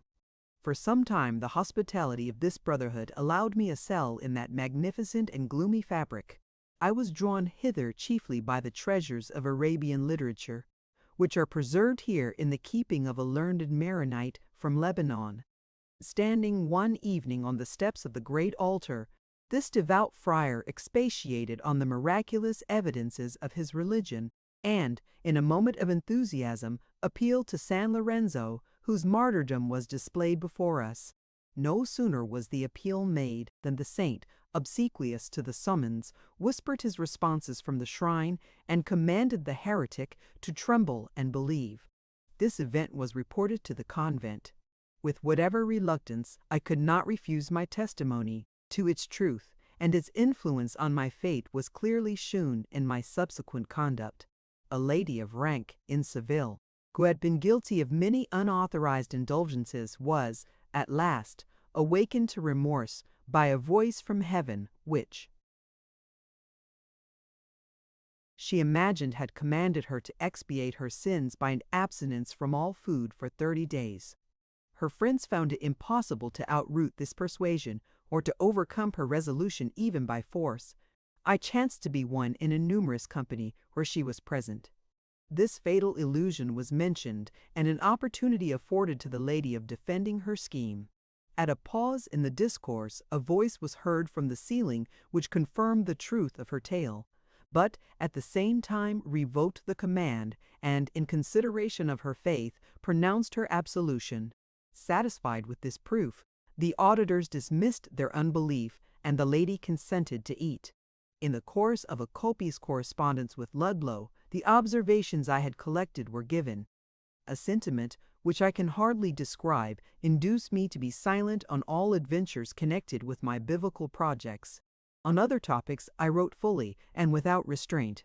I painted, in vivid hues, the scenes with which I was daily conversant, and pursued fearlessly every speculation on religion and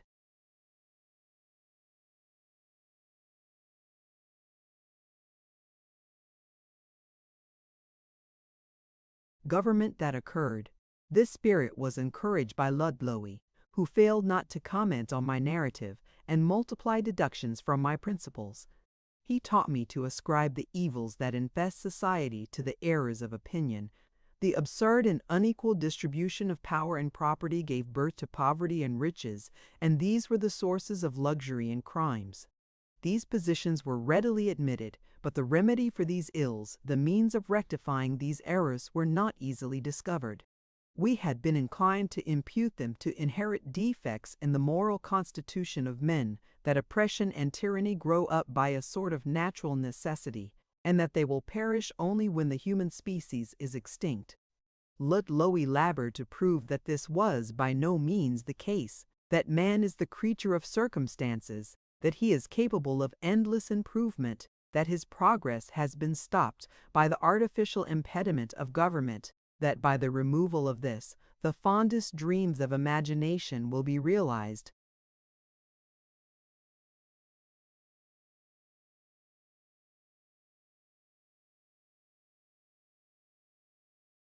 From detailing and accounting for the evils which exist under our present institutions, he usually proceeded to delineate some scheme of utopian felicity, where the empire of reason should supplant that of force, where justice should be universally understood and practiced, where the interest of the whole and of the individual should be seen by all to be the same, where the public good should be the scope of all activity, where the tasks of all should be the same, and the means of subsistence equally distributed. No one could contemplate his pictures without rapture. By their comprehensiveness and amplitude they filled the imagination. I was unwilling to believe that in no region of the world, or at no period, could these ideas be realized. It was plain that the nations of Europe were tending to greater depravity, and would be the prey of perpetual vicissitude. All individual attempts at their reformation would be fruitless. He, therefore, who desired the diffusion of right principles to make a just system be adopted by a whole community, must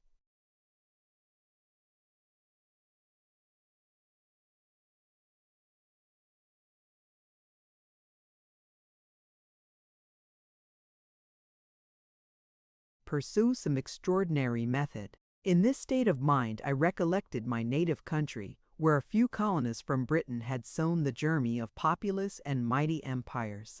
Attended as they were into their new abode by all their prejudices, yet such had been the influence of new circumstances, of consulting for their own happiness, of adopting simple forms of government, and excluding nobles and kings from their system, that they enjoyed a degree of happiness far superior to their parent state.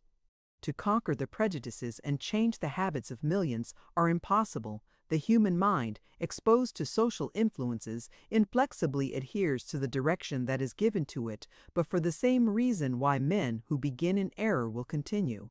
Those who commence in truth may be expected to persist. Habit and example will operate with equal force in both instances. Let a few, sufficiently enlightened and disinterested, take up their abode in.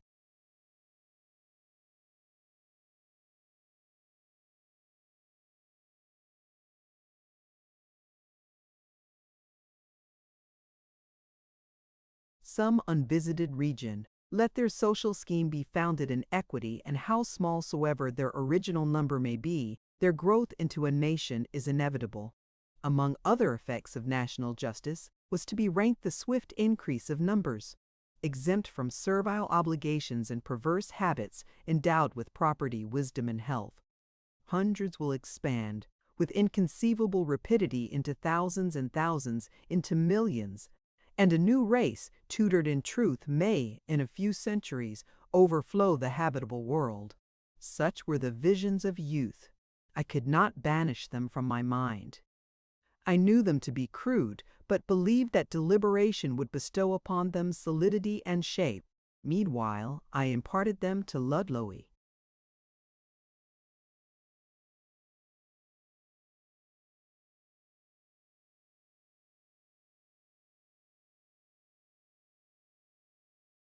Chapter 6.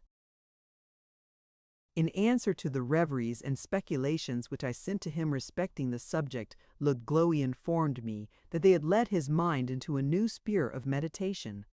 He had long and deeply considered in what way he might essentially promote my happiness. He had entertained a faint hope that I would one day be qualified for a station like that to which he himself had been advanced. This post required an elevation and stability of views which human beings seldom reach, and which could be attained by me only by a long series of heroic labors. Hitherto, every new stage in my intellectual progress had added vigor to his hopes, and he cherished a stronger belief than formerly that my career would terminate auspiciously. This, however, was necessarily distant. Many preliminaries must first be settled, many arduous accomplishments be first obtained, and my virtue be subjected to severe trials. At present it was not in his power to be more explicit, but if my reflections suggested no better plan, he advised me to settle my affairs in Spain and return to him immediately. My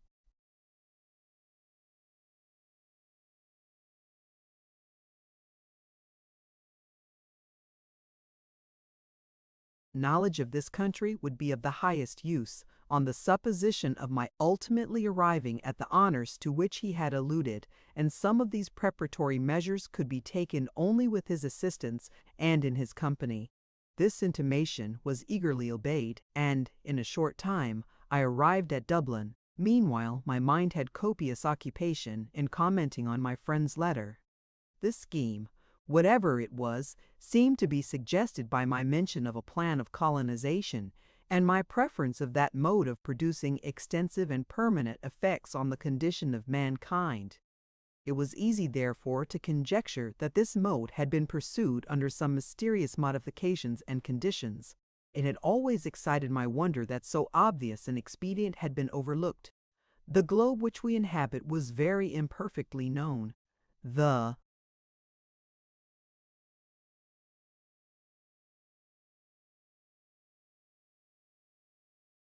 regions and nations unexplored, it was reasonable to believe, surpassed in extent and perhaps in populousness those with which we were familiar.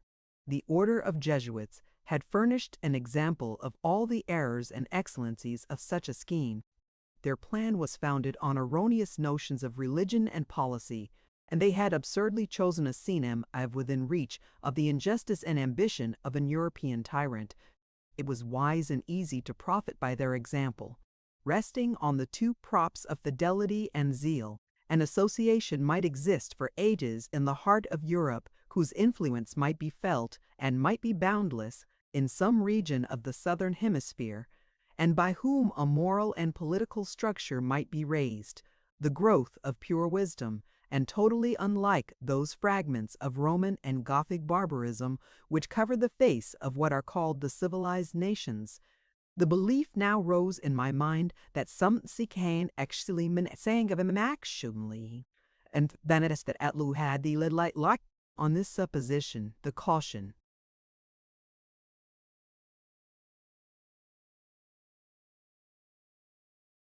with which he approached to his point, the arduous probation which a candidate for a part on this stage must undergo, and the rigors of that test by which his fortitude and virtue must be tried, were easily explained.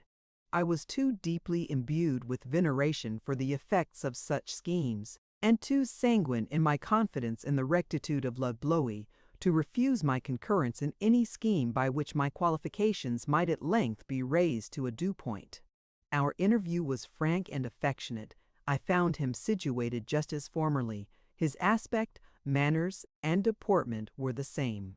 I entered once more on my former mode of life, but our intercourse became more frequent. We constantly breakfasted together, and our conversation was usually prolonged through half the morning. For a time our topics were general. I thought proper to leave to him the introduction of more interesting themes. This, however, he betrayed no inclination to do. His reserve excited some surprise, and I began to suspect that whatever design he had formed with regard to me had been laid aside. To ascertain this question, I ventured at length to recall his attention to the subject of his last letter, and to inquire whether subsequent reflection had made any change in his views. He said that his views were too momentous to be hastily taken up or hastily dismissed. The station, my attainment of which depended wholly on myself, was high above vulgar heads, and was to be gained by years of solicitude and labor.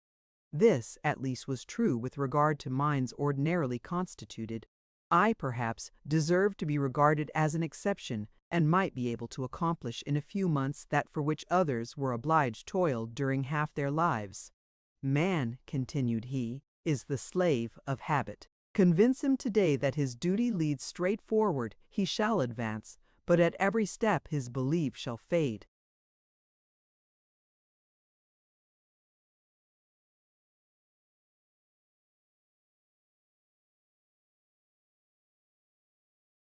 Habit will resume its empire, and tomorrow he shall turn back, or betake himself to oblique paths.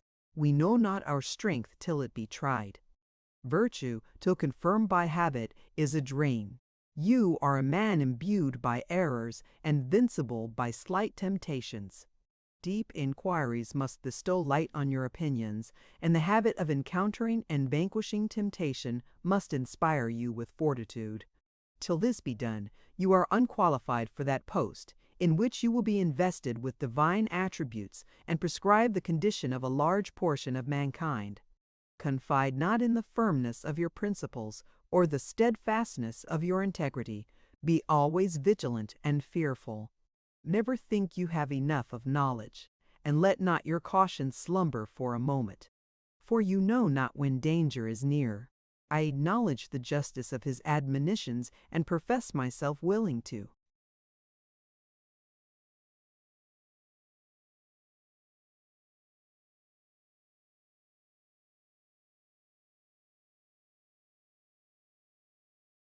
Undergo any ordeal which reason should prescribe.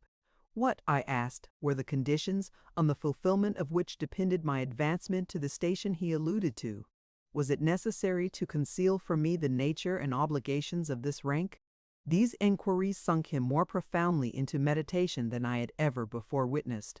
After a pause, in which some perplexity was visible, he answered, I scarcely know what to say. As to promises, I claim them not from you. We are now arrived at a point in which it is necessary to look around with caution, and that consequences should be fully known. A number of persons are leagued together for an end of some moment. To make yourself one of these is submitted to your choice. Among the conditions of their alliance are mutual fidelity and secrecy.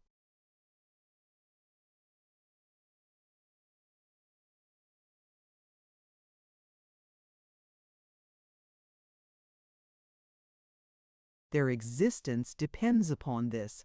Their existence is known only to themselves.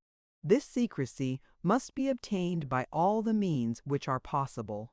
When I have said thus much, I have informed you in some degree of their existence, but you are still ignorant of the purpose contemplated by this association and of all the members except myself.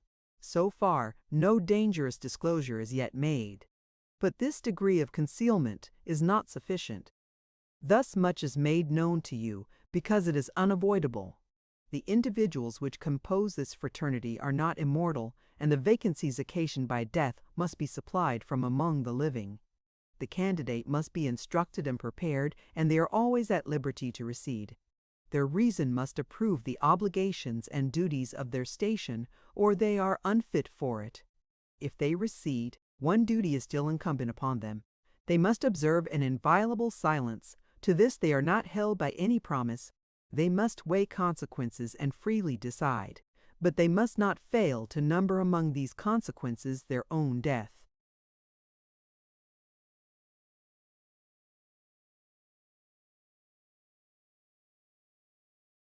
Their death will not be prompted by vengeance. The executioner will say, "He that has once revealed the tale is likely to reveal it a second time," and, to prevent this, the betrayer must die. Nor is this the only consequence. To prevent the further revelation, he, to whom the secret was imparted, must likewise perish. He must not console himself with the belief that his trespass will be unknown. The knowledge cannot, by human means, be withheld from this fraternity. Rare indeed will it be that his purpose to disclose is not discovered before it can be effected, and the disclosure prevented by his death. Be well aware of your condition. What I now, or may hereafter mention not again. Admit not even a doubt as to the propriety of hiding it from all the world. There are eyes who will discern this doubt amidst the closest folds of your heart, and your life will instantly be sacrificed. At present, be the subject dismissed. Reflect deeply on the duty which you have.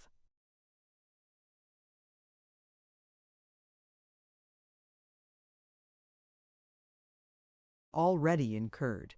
Think upon your strength of mind, and be careful not to lay yourself under impractical obligations. It will always be in your power to recede.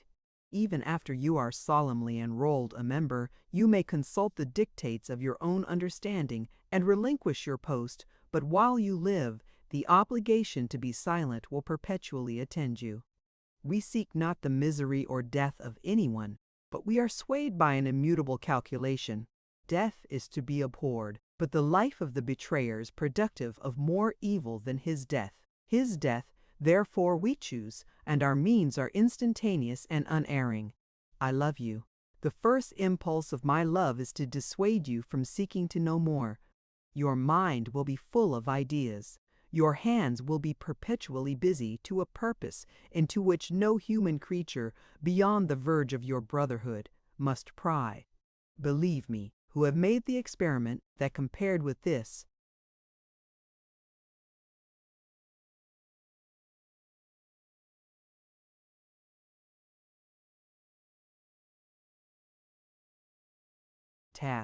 the task of inviolable secrecy, all others are easy. To be dumb will not suffice. Never to know any remission in your zeal or your watchfulness will not suffice. If the sagacity of others detect your occupations, however strenuously you may labor for concealment, your doom is ratified, as well as that of the wretch whose evil destiny led him to pursue you. Yet if your fidelity fail not, great will be your recompense. For all your toils and self-devotion, ample will be the retribution. Hitherto you have been wrapped in darkness and storm. Then will you be exalted to a pure and unruffled element. It is only for a time that temptation will environ you, and your path will be toilsome.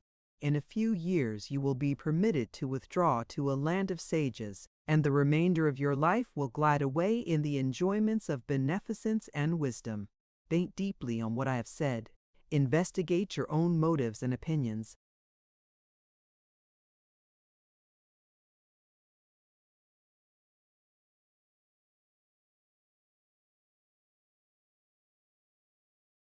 and prepared to submit them to the test of numerous hazards and experiments. Here my friend passed to a new topic. I was desirous of reverting to this subject and obtaining further information concerning it, but he assiduously repelled all my attempts and insisted on my bestowing deep and impartial attention on what had already been disclosed. I was not slow to comply with his directions. My mind refused to admit any other theme of contemplation than this. As yet I had no glimpse of the nature of this fraternity. I was permitted to form conjectures, and previous incidents bestowed but one form upon my thoughts. In reviewing the sentiments and deportment of Ludlowie, my belief continually acquired new strength. I even recollected hints and ambiguous allusions in his discourse, which were easily solved on the supposition of the existence of a new model of society in some unsuspected corner of the world. I did not fully perceive the necessity of secrecy, but this necessity perhaps would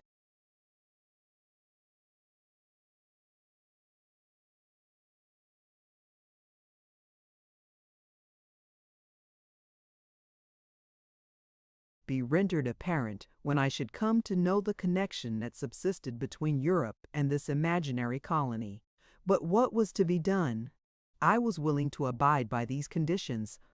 My understanding might not approve of all the ends proposed by this fraternity, and I had liberty to withdraw from it or to refuse to ally myself with them. That the obligation of secrecy should still remain was unquestionably reasonable. It appeared to be the plan of Ludlowie rather to damp than to stimulate my zeal. He discouraged all attempts to renew the subject in conversation. He dwelt upon the arduousness of the office to which I aspired, the temptations to violate my duty with which I should be continually beset, the inevitable death with which the slightest breach of my engagements would be followed, and the long apprenticeship which it would be necessary for me to serve before I should be fitted to enter into this conclave.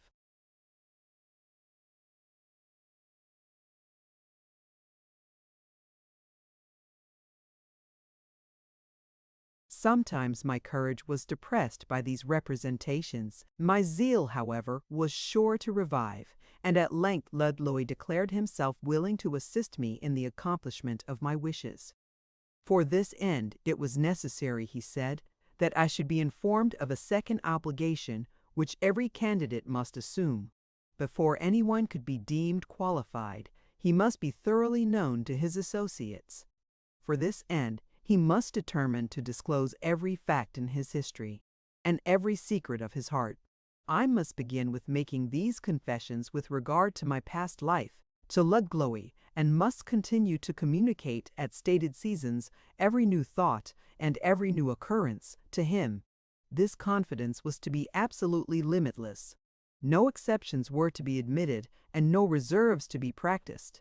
And the same penalty attended the infraction of this rule as of the former.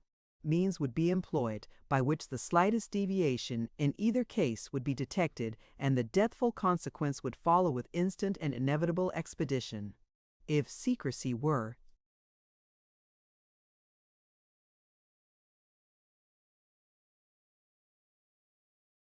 difficult to practice, sincerity, in that degree in which it was here demanded, was a task infinitely more arduous, and a period of new deliberation was necessary before I should decide. I was at liberty to pause. Nay, the longer was the period of deliberation which I took, the better. But, when I had once entered this path, it was not in my power to recede. After having solemnly avowed my resolution to be thus sincere in my confession, any particle of reserve or duplicity would cost me my life. This indeed was a subject to be deeply thought upon. Hitherto I had been guilty of concealment with regard to my friend. I had entered into no formal compact, but had been conscious to a kind of tacit obligation to hide no important transaction of my life from him. This consciousness was the source of continual anxiety.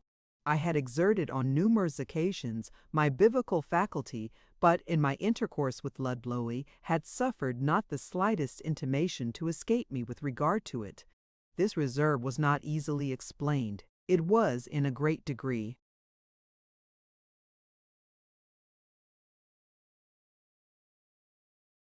the product of habit, but I likewise considered that the efficacy of this instrument depended upon its existence being unknown. To confide the secret to one was to put an end to my privilege. How widely the knowledge would thenceforth be diffused, I had no power to foresee. Each day multiplied the impediments to confidence. Shame hindered me from acknowledging my past reserves. Ludlow, from the nature of our intercourse, would certainly account my reserve in this respect unjustifiable, and to excite his indignation or contempt was an unpleasing undertaking. Now, if I should resolve to persist in my new path, this reserve must be dismissed. I must make him master of a secret which was precious to me beyond all others. By acquainting him with past concealments, I must risk incurring his suspicion and his anger.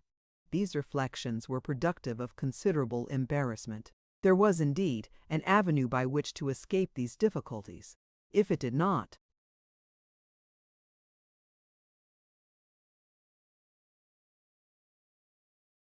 at the same time, plunge me into greater. My confessions might, in other respects, be unbounded, but my reserves in this particular might be continued. Yet should I not expose myself to formidable perils? Would my secret be forever unsuspected and undiscovered? When I considered the nature of this faculty, the impossibility of going farther than suspicion, since the agent could be known only by his own confession, and even this confession would not be believed by the greater part of mankind, I was tempted to conceal it. In most cases, if I had asserted the possession of this power, I should be treated as a liar. It would be considered as an absurd and audacious expedient to free myself from the suspicion of having entered into compact with a demon, or of being myself an emissary of the grand foe. Here, however, there was no reason to dread a similar imputation, since Ludlow had denied the preternatural.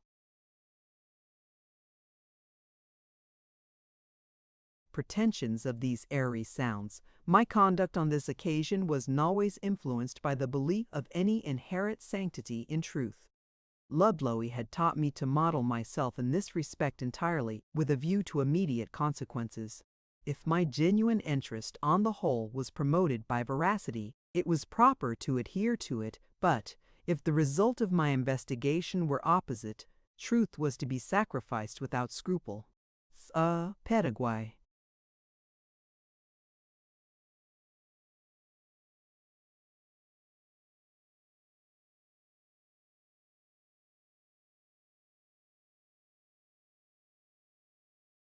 Chapter 7. Meanwhile, in a point of so much moment, I was not hasty to determine. My delay seemed to be by no means unacceptable to Ludlow, who applauded my discretion and warned me to be circumspect. My attention was chiefly absorbed by considerations connected with the subject, and little regard was paid to any foreign occupation or amusement.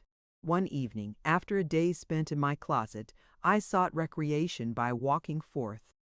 My mind was chiefly occupied by the review of incidents which happened in Spain. I turned my face towards the fields, and recovered not from my reverie till I had proceeded some miles on the road to Meath. The night had considerably advanced, and the darkness was rendered intense by the setting of the moon. Being somewhat wary as well as undetermined in what manner next to proceed, I seated myself on a grassy bank beside the road. The spot which I had chosen was aloof from passengers and shrouded in the deepest obscurity.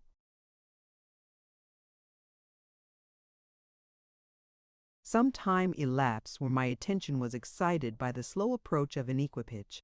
I presently discovered a coach and 6 horses, but unattended, except by coachman and postilion, and with no light to guide them on their way. Scarcely had they passed the spot where I rested, when someone leaped from beneath the hedge and seized the head of the 4 horses. Another called upon the coachman to stop and threatened him with instant death if he disobeyed. A third drew open the coach door and ordered those within to deliver their purses. A shriek of terror showed me that a lady was within, who eagerly consented to preserve her life by the loss of her money. To walk unarmed in the neighborhood of Dublin, especially at night, has always been accounted dangerous. I had about me the usual instruments of defense. I was desirous of rescuing this person from the danger which surrounded her, but was somewhat at a loss how to effect my purpose. My single strength was insufficient to contend with 3 ruffians. After a moment's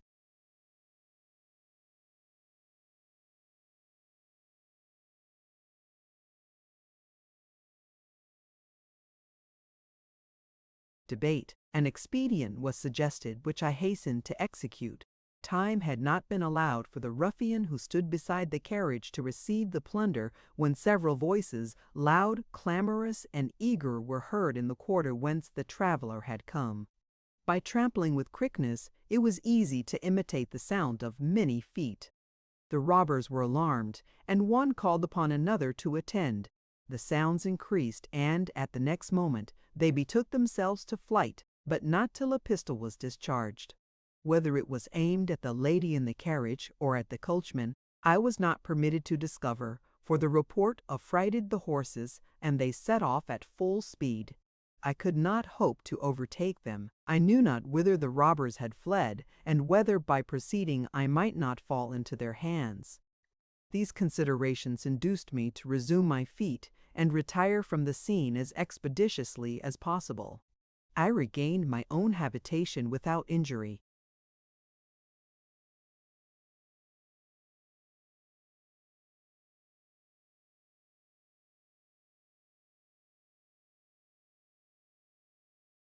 I have said that I occupied separate apartments from those of Ludlow. To these there were means of access without disturbing the family. I hasted to my chamber, but was considerably surprised to find, on entering my apartment, Ludlow seated at a table with a lamp before him. My momentary confusion was greater than his. On discovering who it was, he assumed his accustomed looks and explained appearances by saying that he wished to converse with me on a subject of importance, and had therefore sought me at this secret hour in my own chamber. Contrary to his expectation, I was absent. Conceiving it possible that I might shortly return, he had waited till now. He took no further notice of my absence, nor manifested any desire to know the cause of it, but proceeded to mention the subject which had brought him hither. These were his words: "You have nothing which the laws permit you to call your own. Justice entitles."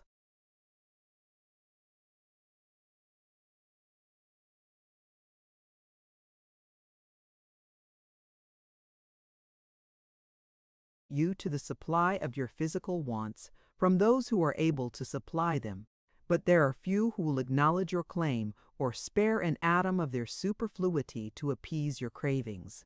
That which they will not spontaneously give, it is not right to wrest from them by violence. What then is to be done? Property is necessary to your own subsistence. It is useful by enabling you to supply the wants of others. To give food and clothing and shelter is to give life, to annihilate temptation, to unshackle virtue, and propagate felicity. How shall property be gained? You may set your understanding or your hands at work. You may weave stockings or write poems and exchange them for money, but these are tardy and meager schemes. The means are disproportioned to the end, and I will not suffer you to pursue them. My justice will supply your wants.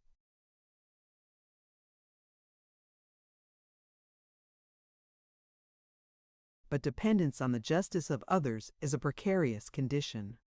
To be the object is a less ennobling state than to be the bestower of benefit. Doubtless you desire to be vested with competence and riches, and to hold them by virtue of the law, and not at the will of a benefactor. He paused, as if waiting for my assent to his positions.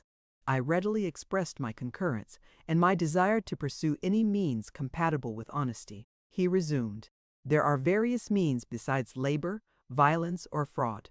It is right to select the easiest within your reach. It happens that the easiest is at hand. A revenue of some thousands a year, a stately mansion in the city, and another in Kildare, old and faithful domestics, and magnificent furniture are good things. Will you have them? A gift like that," replied I, "will be attended by momentous conditions. I cannot decide upon its value until I know these conditions."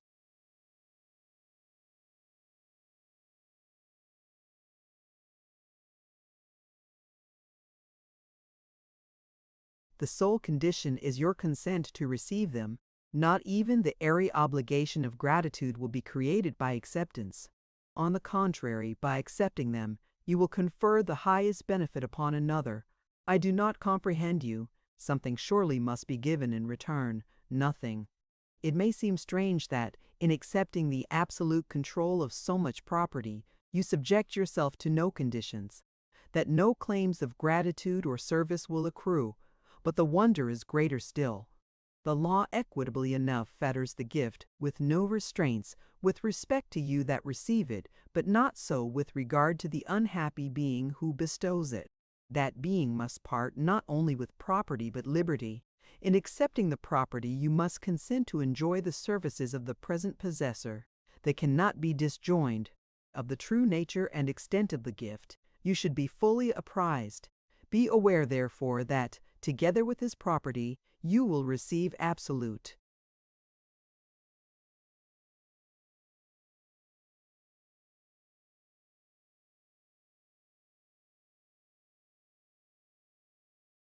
power over the liberty and person of the being who now possesses it. That being must become your domestic slave, be governed in every particular by your caprice. Happily for you, though fully invested with this power, the degree and mode in which it will be exercised will depend upon yourself. You may either totally forbear the exercise or employ it only for the benefit of your slave.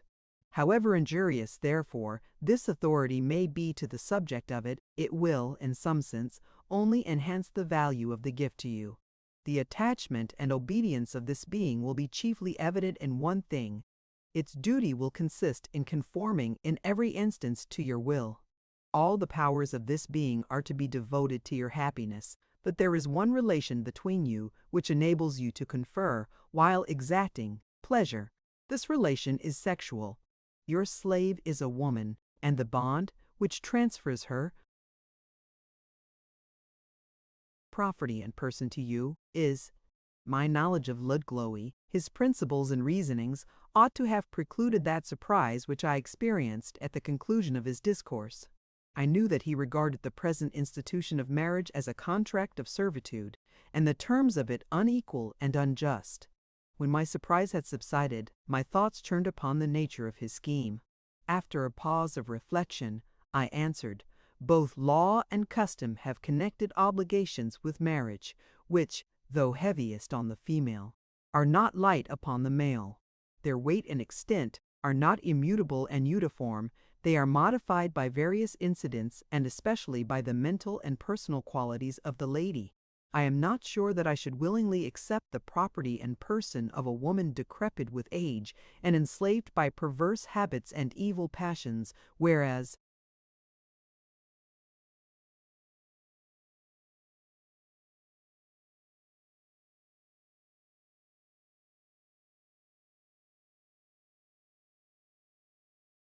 youth, beauty, and tenderness would be worth accepting even for their own sake and disconnected with fortune. As to altar vows, I believe they will not make me swerve from equity. I shall exact neither service nor affection from my spouse. The value of these, and, indeed, not only the value, but the very existence of the latter, depends upon its spontaneity. A promise to love tends rather to loosen than strengthen the tie. As to myself, the age of illusion is past. I shall not wed till I find one whose moral and physical constitution will make personal fidelity easy. I shall judge without mistiness or passion, and habit will come in aid of an enlightened and deliberate choice. I shall not be fastidious in my choice. I do not expect, and scarcely desire, much intellectual similitude between me and my wife. Our opinions and pursuits cannot be in common. While women are formed by their education, and their education continues in its present state, tender hearts and misguided understandings are all that we can hope to meet with. What are the character, age, and person of the woman to whom you allude, and what prospect of success would attend my exertions to obtain her favor? I have told you she is rich. She is a widow, and owes her riches to the liberality of her husband, who was a trader of great opulence, and who died while on a mercantile adventure to Spain. He was not unknown to you. Your letters from Spain often spoke of him. In short, she is the widow of Bennington, whom you met at Barcelona. She is still in the prime of life, is not without many feminine attractions, has an ardent and credulent temper, and is particularly given to devotion. This temper it would be easy to regulate according to your pleasure and your interest, and I now submit to you the expediency of an alliance with her.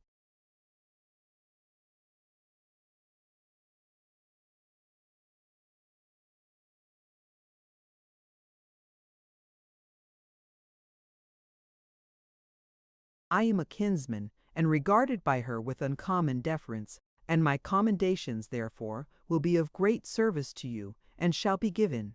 I will deal ingenuously with you. It is proper you should be fully acquainted with the grounds of this proposal. The benefits of rank, and property, and independence, which I have already mentioned as likely to accrue to you from this marriage, are solid and valuable benefits. But these are not the sole advantages, and to benefit you in these respects is not my whole view. No, my treatment of you henceforth will be regulated by one principle. I regard you only as one undergoing a probation or apprenticeship, as subjected to trials of your sincerity and fortitude. The marriage I now propose to you is desirable, because it will make you independent of me. Your poverty might create an unsuitable bias in favor of proposals, one of whose effects would be to set you beyond fortune's reach. That bias will cease when you cease to be poor, and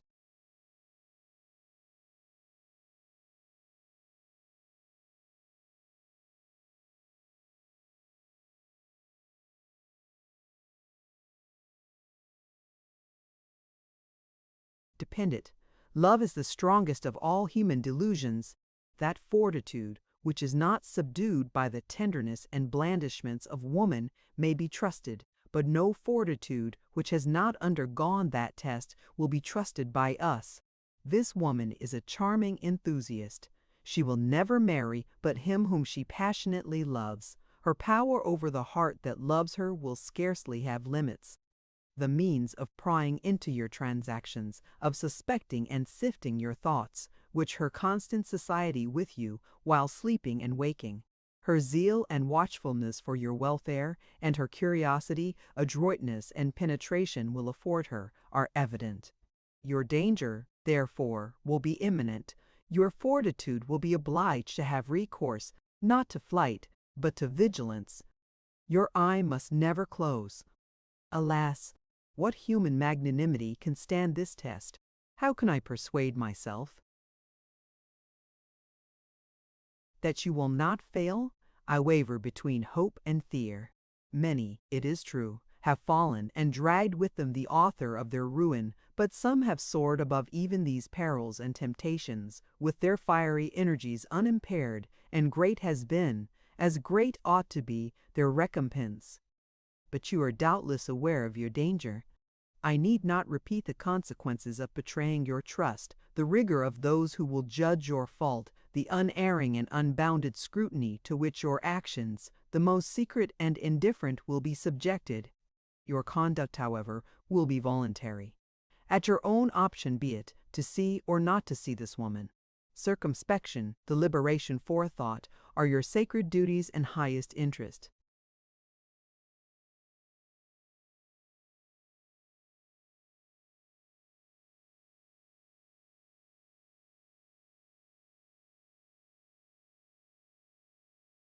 Chapter 8. Ludlow's remarks on the seductive and bewitching powers of women, on the difficulty of keeping a secret which they wish to know, and to gain which they employ the soft artillery of tears and prayers, and blandishments and menaces, are familiar to all men, but they had little weight with me, because they were unsupported by my own experience. I had never had any intellectual or sentimental connection with the sex. My meditations and pursuits had all led a different way, and a bias had gradually been given to my feelings, very unfavorable to the refinements of love. I acknowledge with shame and regret that I was accustomed to regard the physical and sensual consequences of the sexual relation as realities, and everything intellectual, disinterested and heroic, which enthusiasts connect with it as idle dreams. Besides, said I am yet a stranger to the secret, on the preservation of which so much stress is laid, and it will be optional with me to receive it or not. If, in the progress of my acquaintance with Mrs. Bennington, I should perceive any extraordinary danger in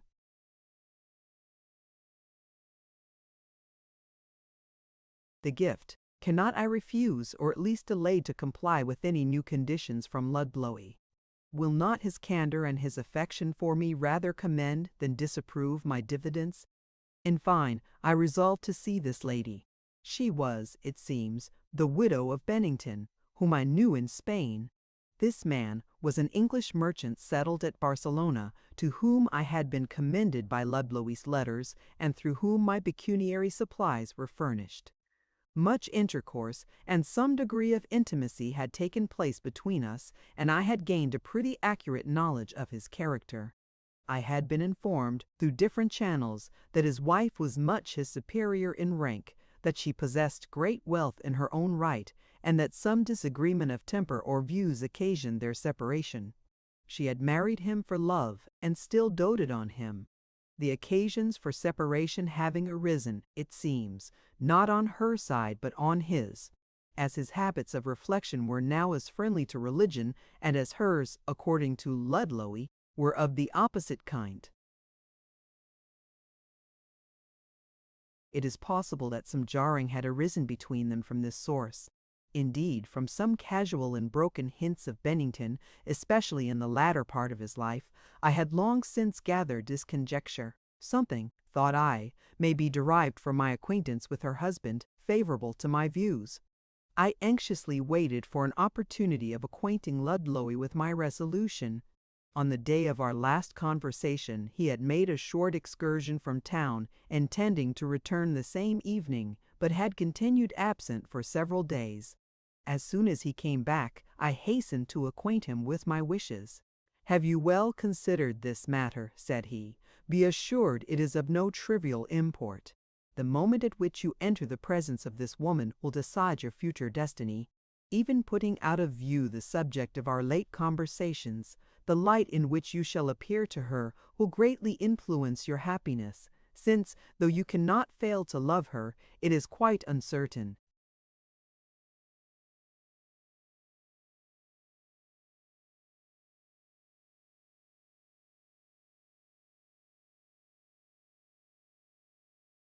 What returns she may think proper to make.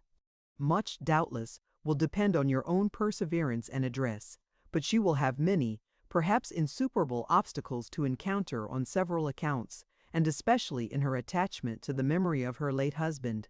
As to her devout temper, this is nearly allied to a warm imagination in some other respects, and will operate much more in favor of an ardent and artful lover than against him.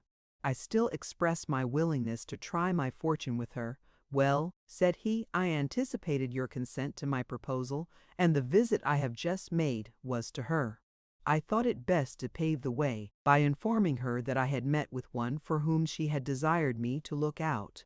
You must know that her father was one of these singular men who set a value upon things exactly in proportion to the difficulty of obtaining or comprehending them. His passion was for antiques, and his favorite pursuit during a long life was monuments in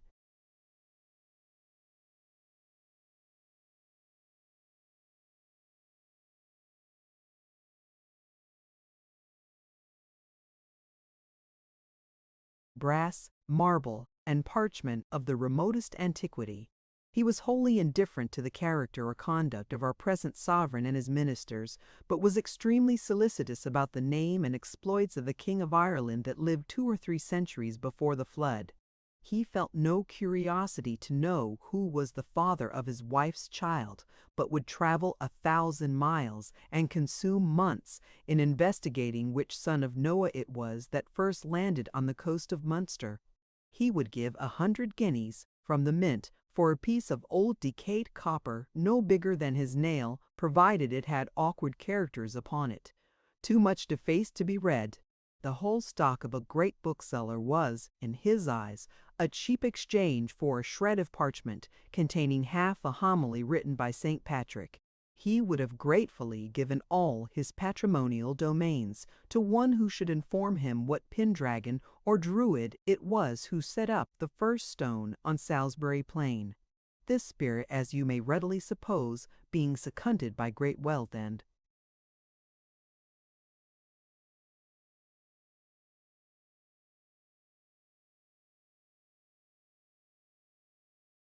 long life, contributed to form a very large collection of venerable lumber, which, though beyond all price to the collector himself, is of no value to his heiress, but so far as it is marketable. She designs to bring the whole to auction, but for this purpose a catalogue and description are necessary. Her father trusted to a faithful memory and to vague and scarcely legible memorandums, and has left a very arduous task to anyone who shall be named to the office. It occurred to me that the best means of promoting your views was to recommend you to this office. You are not entirely without the antiquarian frenzy yourself. The employment, therefore, will be somewhat agreeable to you for its own sake.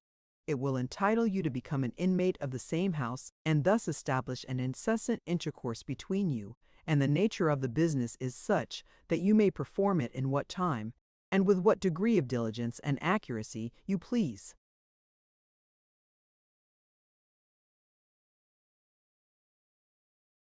I ventured to insinuate that, to a woman of rank and family, the character of a hireling was by no means a favorable recommendation.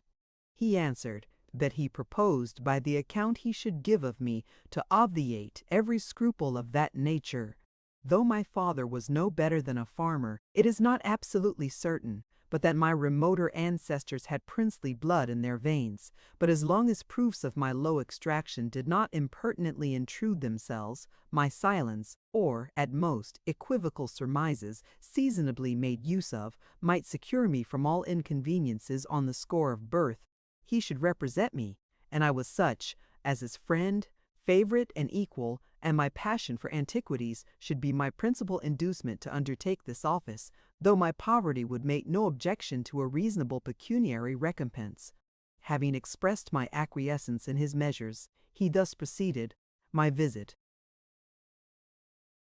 was made to my kinswoman for the purpose, as I just now told you, of paving your way into her family. But on my arrival at her house, I found nothing but disorder and alarm. Mrs. Bennington, it seems, on returning from a longer ride than customary last Thursday evening, was attacked by robbers. Her attendants related an imperfect tale of somebody advancing at the critical moment to her rescue. It seems, however, they did more harm than good, for the horses took to flight and overturned the carriage, in consequence of which Mrs. Bennington was severely bruised. She has kept her bed ever since, and a fever was likely to ensue, which has only left her out of danger today. As the adventure before related, in which I had so much concern, occurred at the time mentioned by Ludlow, and as all other circumstances were alike, I could not doubt that the person whom the exertion of my mysterious powers had relieved was Mrs. Bennington. But what an ill-omened interference was mine! The robbers would probably have been satisfied with the few guineas in her purse,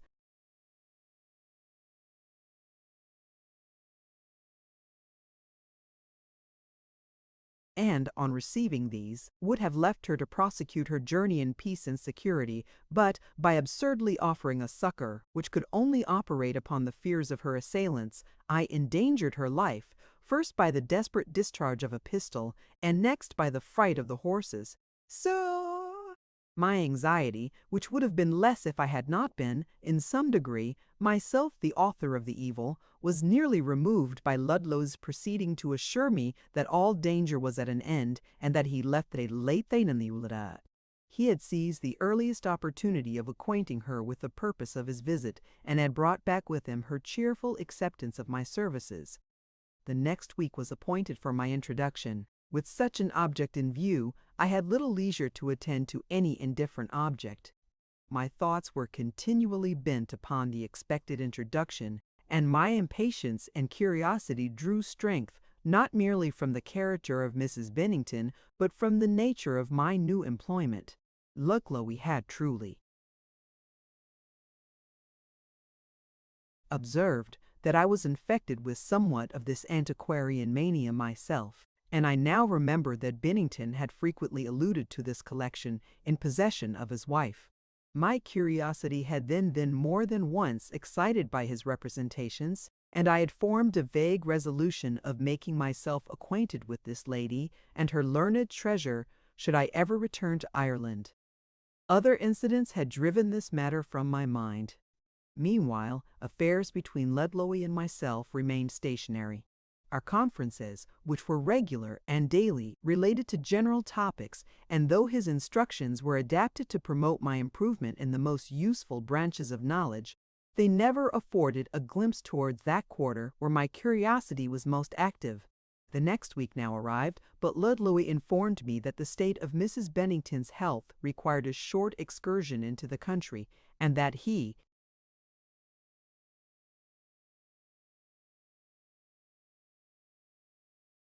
himself proposed to bear her company. The journey was to last about a fortnight, after which I might prepare myself for an introduction to her. This was a very unexpected and disagreeable trial to my patience. The interval of solitude that now succeeded would have passed rapidly and pleasantly enough, if an event of so much moment were not in suspense. Books, of which I was passionately fond, would have afforded me delightful and incessant occupation, and Ludlow, by way of reconciling me to unavoidable delays, had given me access to a little closet in which his rarer and more valuable books were kept. All my amusements, both by inclination and necessity, were centered in myself and at home. Ludlow appeared to have no visitants, and though frequently abroad, or at least secluded from me, had never proposed my introduction to any of his friends, except Mrs. Bennington. My obligations to him were already too great to allow me to lay claim to new favors and indulgences, nor, indeed, was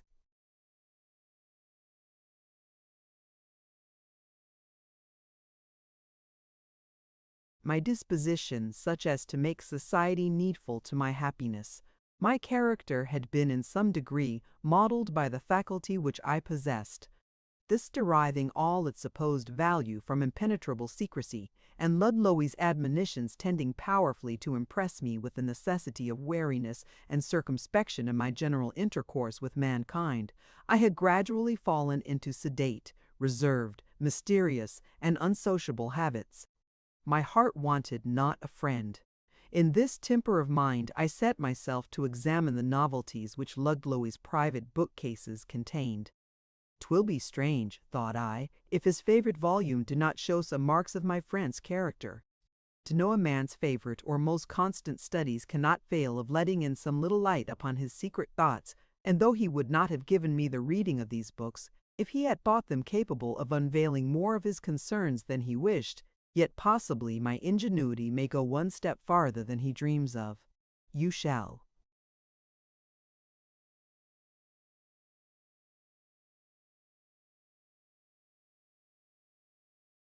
judge whether I was right in my conjectures. Chapter 9. The books which composed this little library were chiefly the voyages and travels of the missionaries of the 16th and 17th centuries. Added to these were some works upon political economy and legislation. Those writers who have amused themselves with reducing their ideas to practice and drawing imaginary pictures of nations or republics, whose manners or government came up to their standard of excellence, were, all of whom I had ever heard, and some I had never heard of before, to be found in this collection. A translation of Aristotle's Republic, the political romances of Sir Thomas More, Harrington, and Hume, appeared to have been much read, and Ludlow had not been sparing of his marginal comments. In these writers he appeared to find nothing but error and absurdity, and his notes were introduced for no other end than to point out groundless principles and false conclusions. The style of these remarks was already familiar to me. I saw nothing new in them, or different from the strain of those speculations with which Ludlow was accustomed to indulge himself in,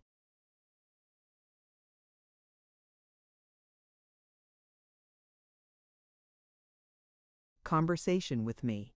After having turned over the leaves of the printed volumes, I at length lighted on a small book of maps, from which, of course, I could reasonably expect no information on that point about which I was most curious. It was an atlas in which the maps had been drawn by the pen. None of them contained anything remarkable, so far as I, who was indeed a smatterer in geography, was able to perceive till I came to the end, when I noticed a map whose prototype I was wholly unacquainted with.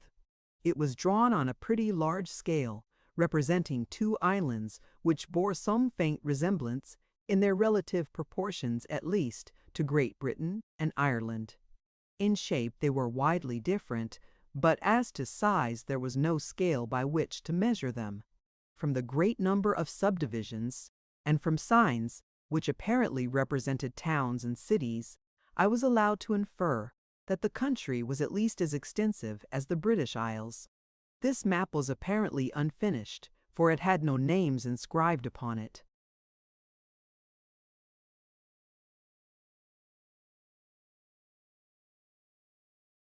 I have just said my geographical knowledge was imperfect.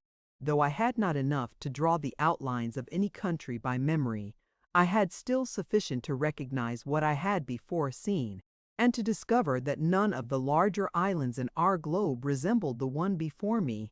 Having such and so strong motives to curiosity, you may easily imagine my sensations on surveying this map. Suspecting, as I did, that many of Ludlow's intimations alluded to a country well known to him, though unknown to others, I was of course inclined to suppose that this country was now before me. In search of some clue to this mystery, I carefully inspected the other maps in this collection. In a map of the Eastern Hemisphere I soon observed the outlines of islands, which, though on a scale greatly diminished, were plainly similar to that of the land above described. It is well known that the people of Europe are strangers to very nearly one half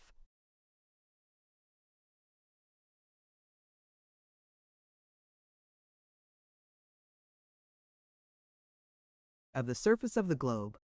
N.W. say, Teu sembit equator. It is only the small space occupied by southern Africa and by South America with which we are acquainted.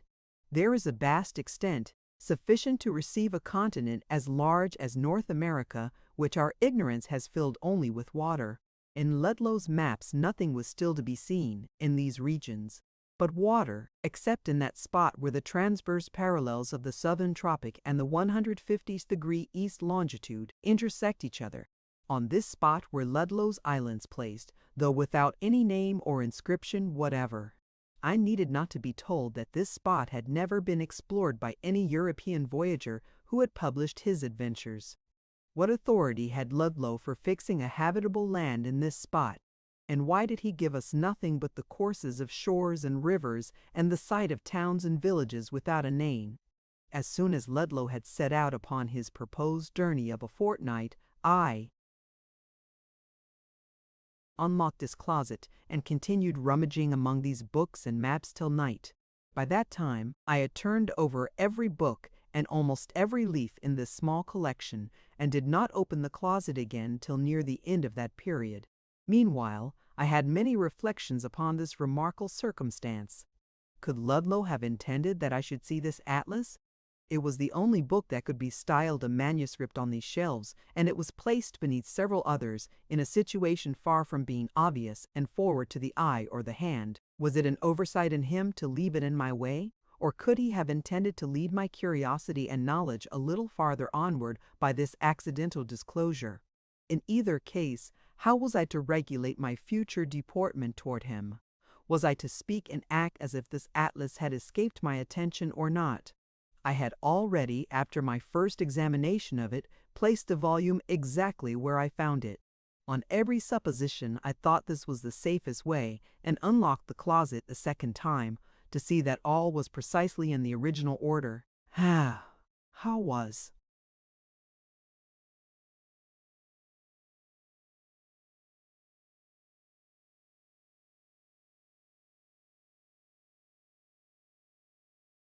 I dismayed and confounded on inspecting the shelves to perceive that the atlas was gone. This was a theft, which, from the closet being under lock and key and the key always in my own pocket, and which, from the very nature of the thing stolen, could not be imputed to any of the domestics. After a few moments a suspicion occurred, which was soon changed into certainty by applying to the housekeeper, who told me that Ludlow had returned apparently in much haste the evening of the day on which he had set out upon his journey, and just after I had left the house, that he had gone into the room where this closet of books was, and, after a few minutes' stay, came out again and went away.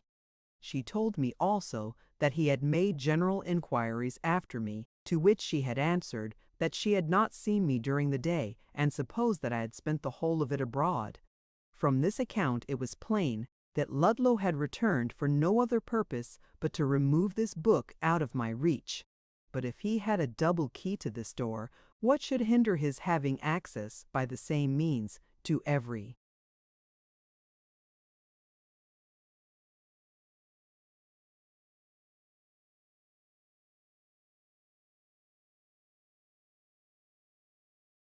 other locked-up place in the house? This suggestion made me start with terror. Of so obvious a means for possessing a knowledge of everything under his roof, I had never been till this moment aware. Such is the infatuation which lays our most secret thoughts open to the world's scrutiny. We are frequently in most danger when we deem ourselves most safe, and our fortress is taken sometimes through a point, whose weakness nothing, it should seem, but the blindest stupidity could overlook. My terrors, indeed, quickly subsided when I came to recollect that there was nothing in any closet or cabinet of mine which could possibly throw light upon subjects which I desired to keep in the dark. The more carefully I inspected my own drawers, and the more I reflected on the character of Ludlow as I had known it, the less reason did there appear in my suspicions. But I drew a lesson of caution from this circumstance, which contributed to my future safety.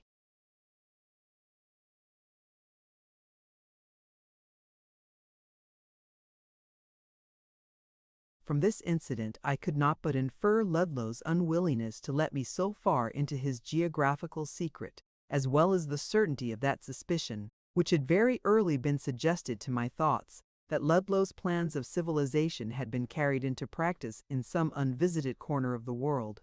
It was strange, however, that he should betray himself by such an inadvertency. One who talks so confidently of his own powers to unveil any secret of mine, and, at the same time, to conceal his own transactions, had surely committed an unpardonable error in leaving this important document in my way. My reverence, indeed, for Ludlow was such that I sometimes entertained the notion that this seeming oversight was, in truth, a regular contrivance to supply me with a knowledge, of which, when I came maturely to reflect, it was impossible for me to make any ill use.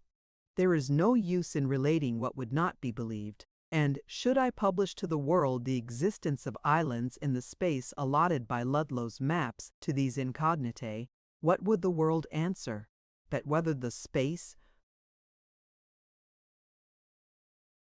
described was sea or land was of no importance, that the moral and political condition of its inhabitants was the only topic worthy of rational curiosity. Since I had gained no information upon this point, since I had nothing to disclose but vain and fantastic surmises, I might as well be ignorant of everything. Thus, from secretly condemning Ludlow's imprudence, I gradually passed to admiration of his policy. This discovery had no other effect than to stimulate my curiosity, to keep up my zeal to prosecute the journey I had commenced under his auspices. I hitherto formed a resolution to stop where I was in Ludlow's confidence, to wait till the success should be ascertained of my projects with respect to Mrs. Bennington, before I made any new advance in the perilous and mysterious road into which he had led my steps. But before this tedious fortnight had elapsed, I was grown extremely impatient for an interview, and had nearly resolved to undertake whatever obligation he should lay upon me.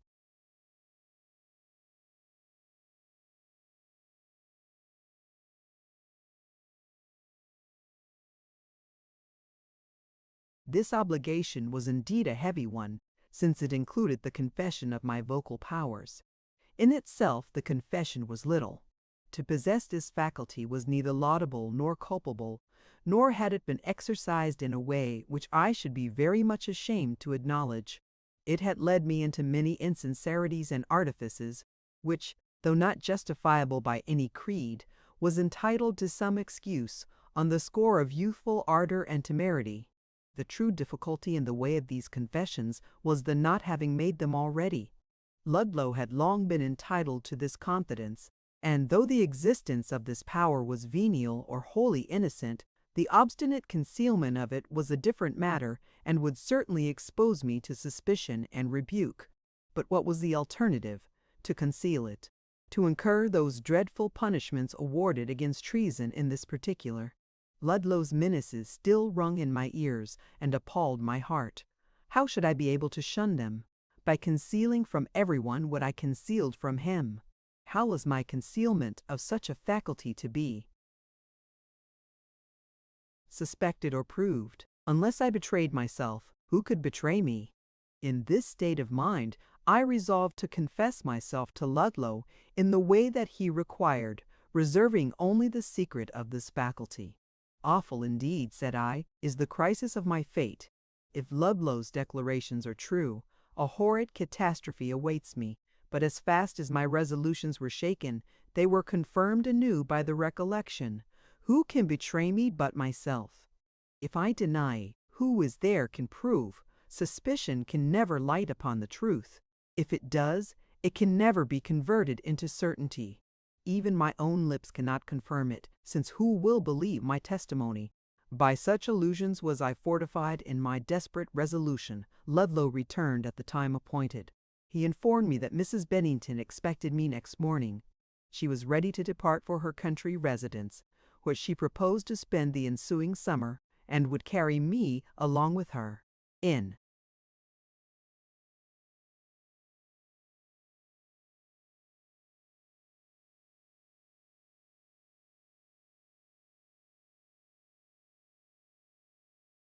consequence of this arrangement, he said, many months would elapse before he should see me again. You will indeed, continued he, be pretty much shut up from all society. Your books and your new friend will be your chief, if not only companions. Her life is not a social one, because she has formed extravagant notions of the importance of lonely worship and devout solitude. Much of her time will be spent in meditation upon pious books in her closet, some of it in long solitary rides in her coach for the sake of exercise. Little will remain for eating and sleeping, so that, unless you can prevail upon her to violate her ordinary rules for your sake, you will be left pretty much to yourself. You will have the more time to reflect upon what has hitherto been the theme of our conversations. You can come to town when you want to see me. I shall generally be found in these apartments. In the present state of my mind, though impatient to see Mrs. Bennington, I was still more impatient to remove the veil between Ludlow and myself. After some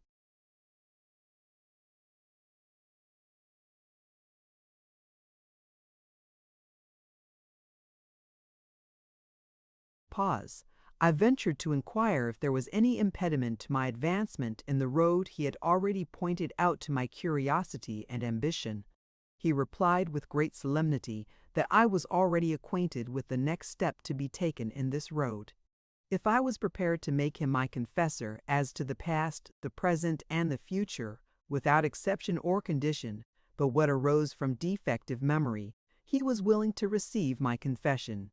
I declared myself ready to do so. I need not, he returned, remind you of the consequences of concealment or deceit. I have already dwelt upon these consequences. As to the past, you have already told me, perhaps, all that is of any moment to know. It is in relation to the future that caution will be chiefly necessary. Hitherto your actions have been nearly indifferent to the ends of your future existence. Confessions of the past are required, because they are an earnest of the future character and conduct.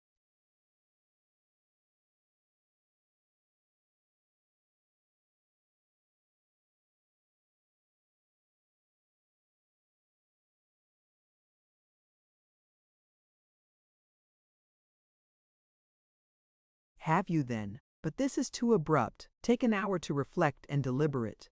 Go by yourself. Take yourself to severe task and make up your mind with a full, entire, and unfailing resolution. For the moment in which you assume this new obligation will make you a new being. Perdition or felicity will hang upon that moment. This conversation was late in the evening. After I had consented to postpone this subject, we parted, he telling me that he would leave his chamber door open, and as soon as my mind was made up, I might come to him. The reader must be reminded that the incidents of this narrative are supposed to have taken place before the voyages of Bougainville and Cook. Editor.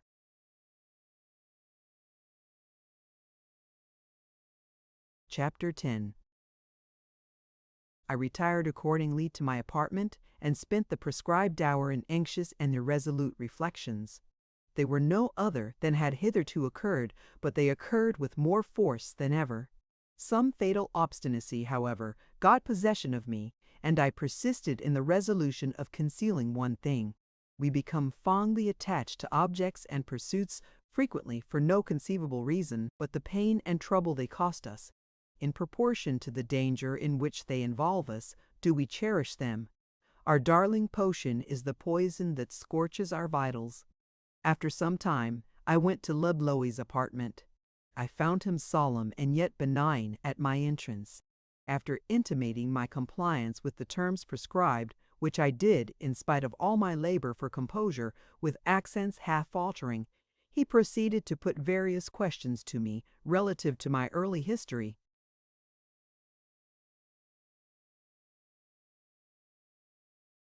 I knew there was no other mode of accomplishing the end in view but by putting all that was related in the form of answers to questions, and when meditating on the character of Ludlow, I experienced excessive uneasiness as to the consummate art and penetration which his questions would manifest. Conscious of a purpose to conceal, my fancy invested my friend with the robe of a judicial inquisitor, all whose questions should aim at extracting the truth and entrapping the liar.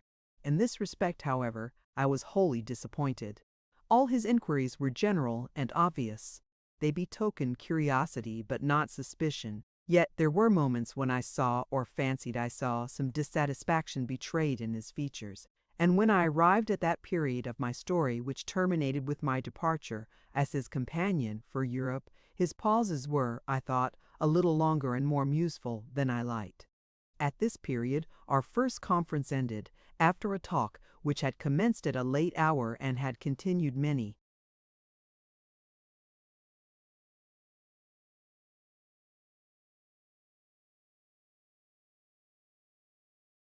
hours. It was time to sleep, and it was agreed that next morning the conference should be renewed. On retiring to my pillow and reviewing all the circumstances of this interview, my mind was filled with apprehension and disquiet. I seemed to recollect 1,000 things which showed that Ludlow was not fully satisfied with my part in this interview. A strange and nameless mixture of wrath and of pity appeared, on recollection, in the glances which from time to time he cast upon me. Some emotion played upon his features, in which, as my fears conceived, there was a tincture of resentment and ferocity. In vain I called my usual sophistries to my aid. In vain I pondered on the inscrutable nature of my peculiar faculty. In vain I endeavored to persuade myself that, by telling the truth, instead of entitling myself to Ludlow's approbation, I should only excite his anger, by what he could not but deem an attempt to impose upon his belief an incredible tale of impossible events. I had never heard or read of any instance of this faculty.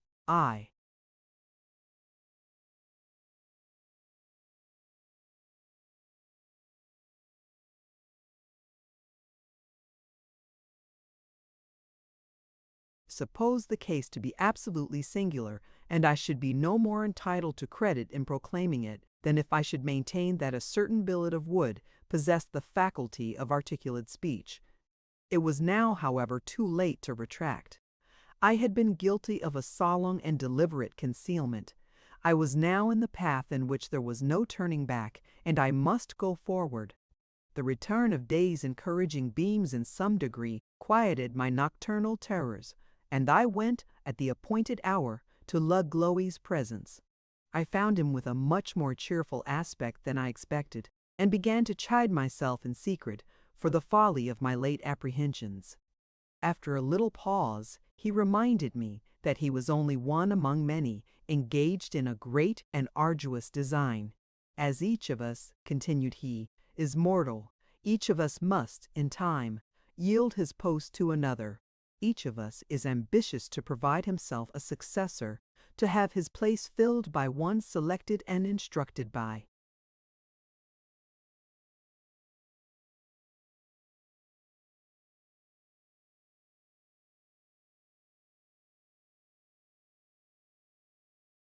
himself. All our personal feelings and affections are by no means intended to be swallowed up by a passion for the general interest, when they can be kept alive and be brought into play in subordination and subservience to the great end. They are cherished as useful and revered as laudable, and whatever austerity and rigor you may impute to my character, there are few more susceptible of personal regards than I am. You cannot know till you are what I am, what deep, what all-absorbing interest I have in the success of my tutorship on this occasion.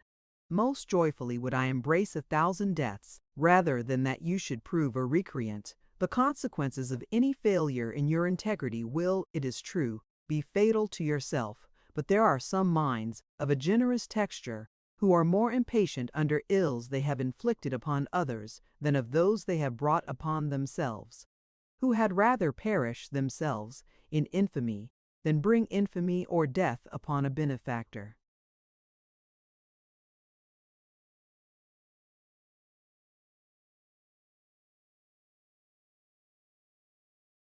Perhaps of such noble materials is your mind composed. If I had not thought so, you would never have been an object of my regard, and therefore, in the motives that shall impel you to fidelity, sincerity, and perseverance, some regard to my happiness and welfare will, no doubt, have place. And yet I exact nothing from you on this score. If your own safety be insufficient to control you, you are not fit for us. There is indeed abundant need of all possible inducements to make you faithful. The task of concealing nothing from me must be easy. That of concealing everything from others must be the only arduous one. The first you can hardly fail of performing when the exigence requires it. For what motive can you possibly have to practice evasion or disguise with me? You have surely committed no crime. You have neither robbed, nor murdered, nor betrayed. If you have, there is no room for the fear of punishment or the terror of disgrace to step in and make you hide your guilt from me. You cannot dread any further disclosure, because I can have no interest.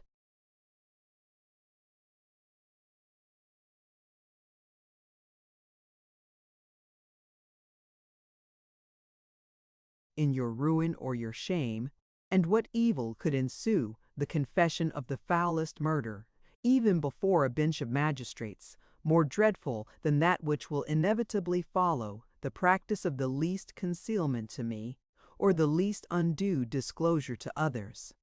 You cannot easily conceive the emphatical solemnity with which this was spoken.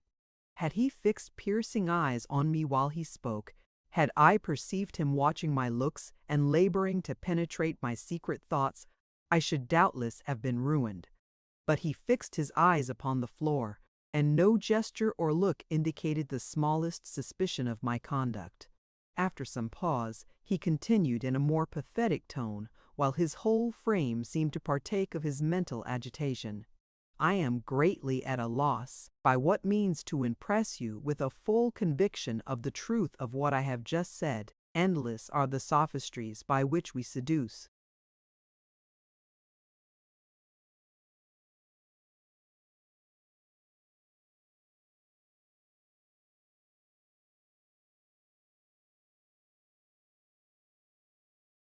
Ourselves into perilous and doubtful paths.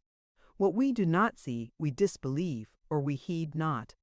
The sword may descend upon our infatuated head from above, but we who are, meanwhile, busily inspecting the ground at our feet, or gazing at the scene around us, are not aware or apprehensive of its irresistible coming. In this case, it must not be seen before it is felt, or before that time comes when the danger of incurring it is over. I cannot withdraw the veil and disclose to your view the exterminating angel. All must be vacant and blank, and the danger that stands armed with death at your elbow must continue to be totally invisible till that moment when its vengeance is provoked or unprovocable. I will do my part to encourage you in good, or intimidate you from evil. I am anxious to set before you all the motives which are fitted to influence your conduct, but how shall I work on your convictions? Here another pause ensued, which I had not courage enough to interrupt. He presently resumed.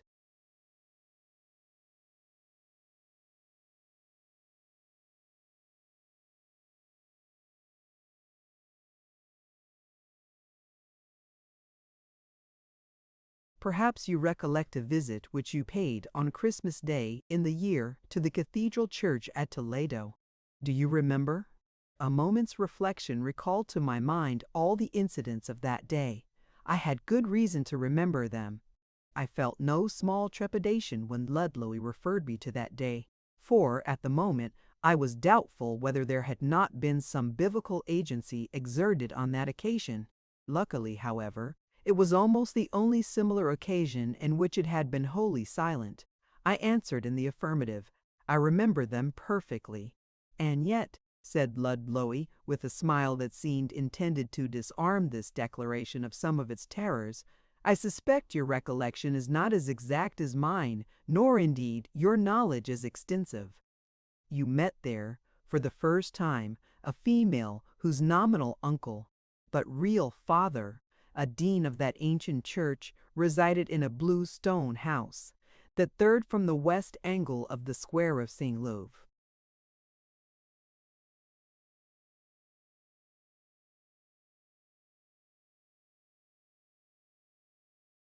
Jago, all this was exactly true. This female, continued he, fell in love with you. Her passion made her deaf to all the dictates of modesty and duty, and she gave you sufficient intimations, in subsequent interviews at the same place, of this passion, which, she being fair and enticing, you were not slow in comprehending and returning. As not only the safety of your intercourse, but even of both your lives, depended on being shielded even from suspicion, the utmost wariness and caution was observed in all your proceedings. Tell me whether you succeeded in your efforts to this end. I replied that at the time I had no doubt but I had. And yet, said he, drawing something from his pocket and putting it into my hand, there is the slip of paper with the preconcerted emblem inscribed upon it, which the infatuated girl dropped in your sight one evening in the left aisle of that church. That paper you imagined you afterwards burnt in your chamber lamp. In pursuance of this token, you deferred your intended visit, and next day the lady was accidentally drowned in passing a river. Here ended your connection with her, and with her was buried, as you thought, all memory of this transaction. I leave you to draw your own inference from this disclosure. Meditate upon it when alone. Recall all the incidents of that drama, and labor to conceive the means by which my sagacity has been able to reach events that took place so far off and under so deep a covering. If you could not penetrate these means, learn to reverence my assertions that I cannot be deceived, and let sincerity be henceforth the rule of your conduct towards me, not merely because it is right, but because concealment is impossible.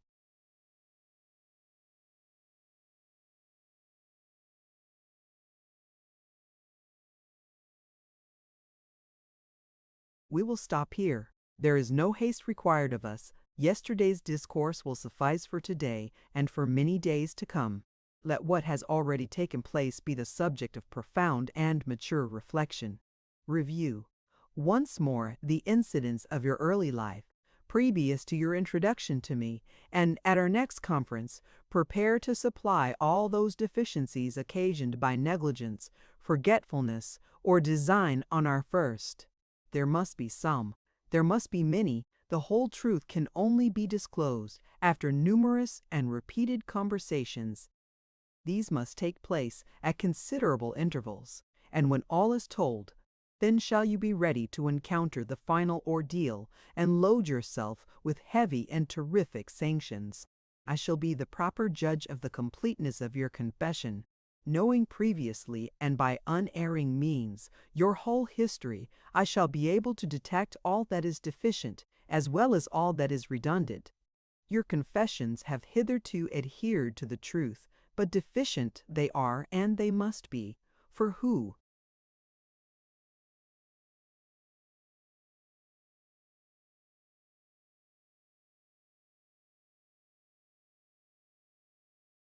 at a single trial, can detail the secrets of his life, whose recollection can fully serve him at an instant's notice? Who can free himself by a single effort from the dominion of fear and shame? We expect no miracles of fortitude and purity from our disciples. It is our discipline, our weariness, our laborious preparation that creates the excellence we have among us. We find it not ready-made. I counsel you to join Mrs. Bennington without delay. You may see me when and as often as you please. When it is proper to renew the present topic, it shall be renewed. Till then we will be silent. Here Litlowy left me alone, but not to indifference or vacuity. Indeed, I was overwhelmed with the reflections that arose from this conversation. So, said I am still saved, if I have wisdom enough to use the opportunity from the consequences of past concealments. By a distinction which I had wholly overlooked, but which could not be missed by the sagacity and equity of Ludlowy, I have praise for telling the truth, and an excuse for withholding some of the truth. It was, indeed, a praise to which I was entitled. For I have made no additions to the tale of my early adventures. I had no motive to exaggerate or dress out in false colors.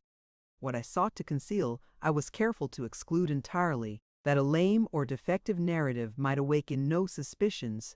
The allusion to incidents at Toledo confounded and bewildered all my thoughts. I still held the paper he had given me.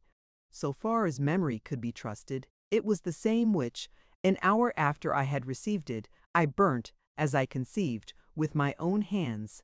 How Ludlowy came into possession of this paper, how he was apprised of incidents to which only the female mentioned and myself were privy, which she had too good reason to hide from all the world, and which I had taken infinite pains to bury in oblivion, I vainly endeavored to conjecture. The end. Thank you for listening to this story. I hope you enjoyed the journey, the characters, and the world they carried with them. If you enjoyed this audiobook, please subscribe to the channel and leave a comment below. Your support helps keep these stories alive and allows more timeless books to be shared with listeners around the world. Until next time, thank you for listening.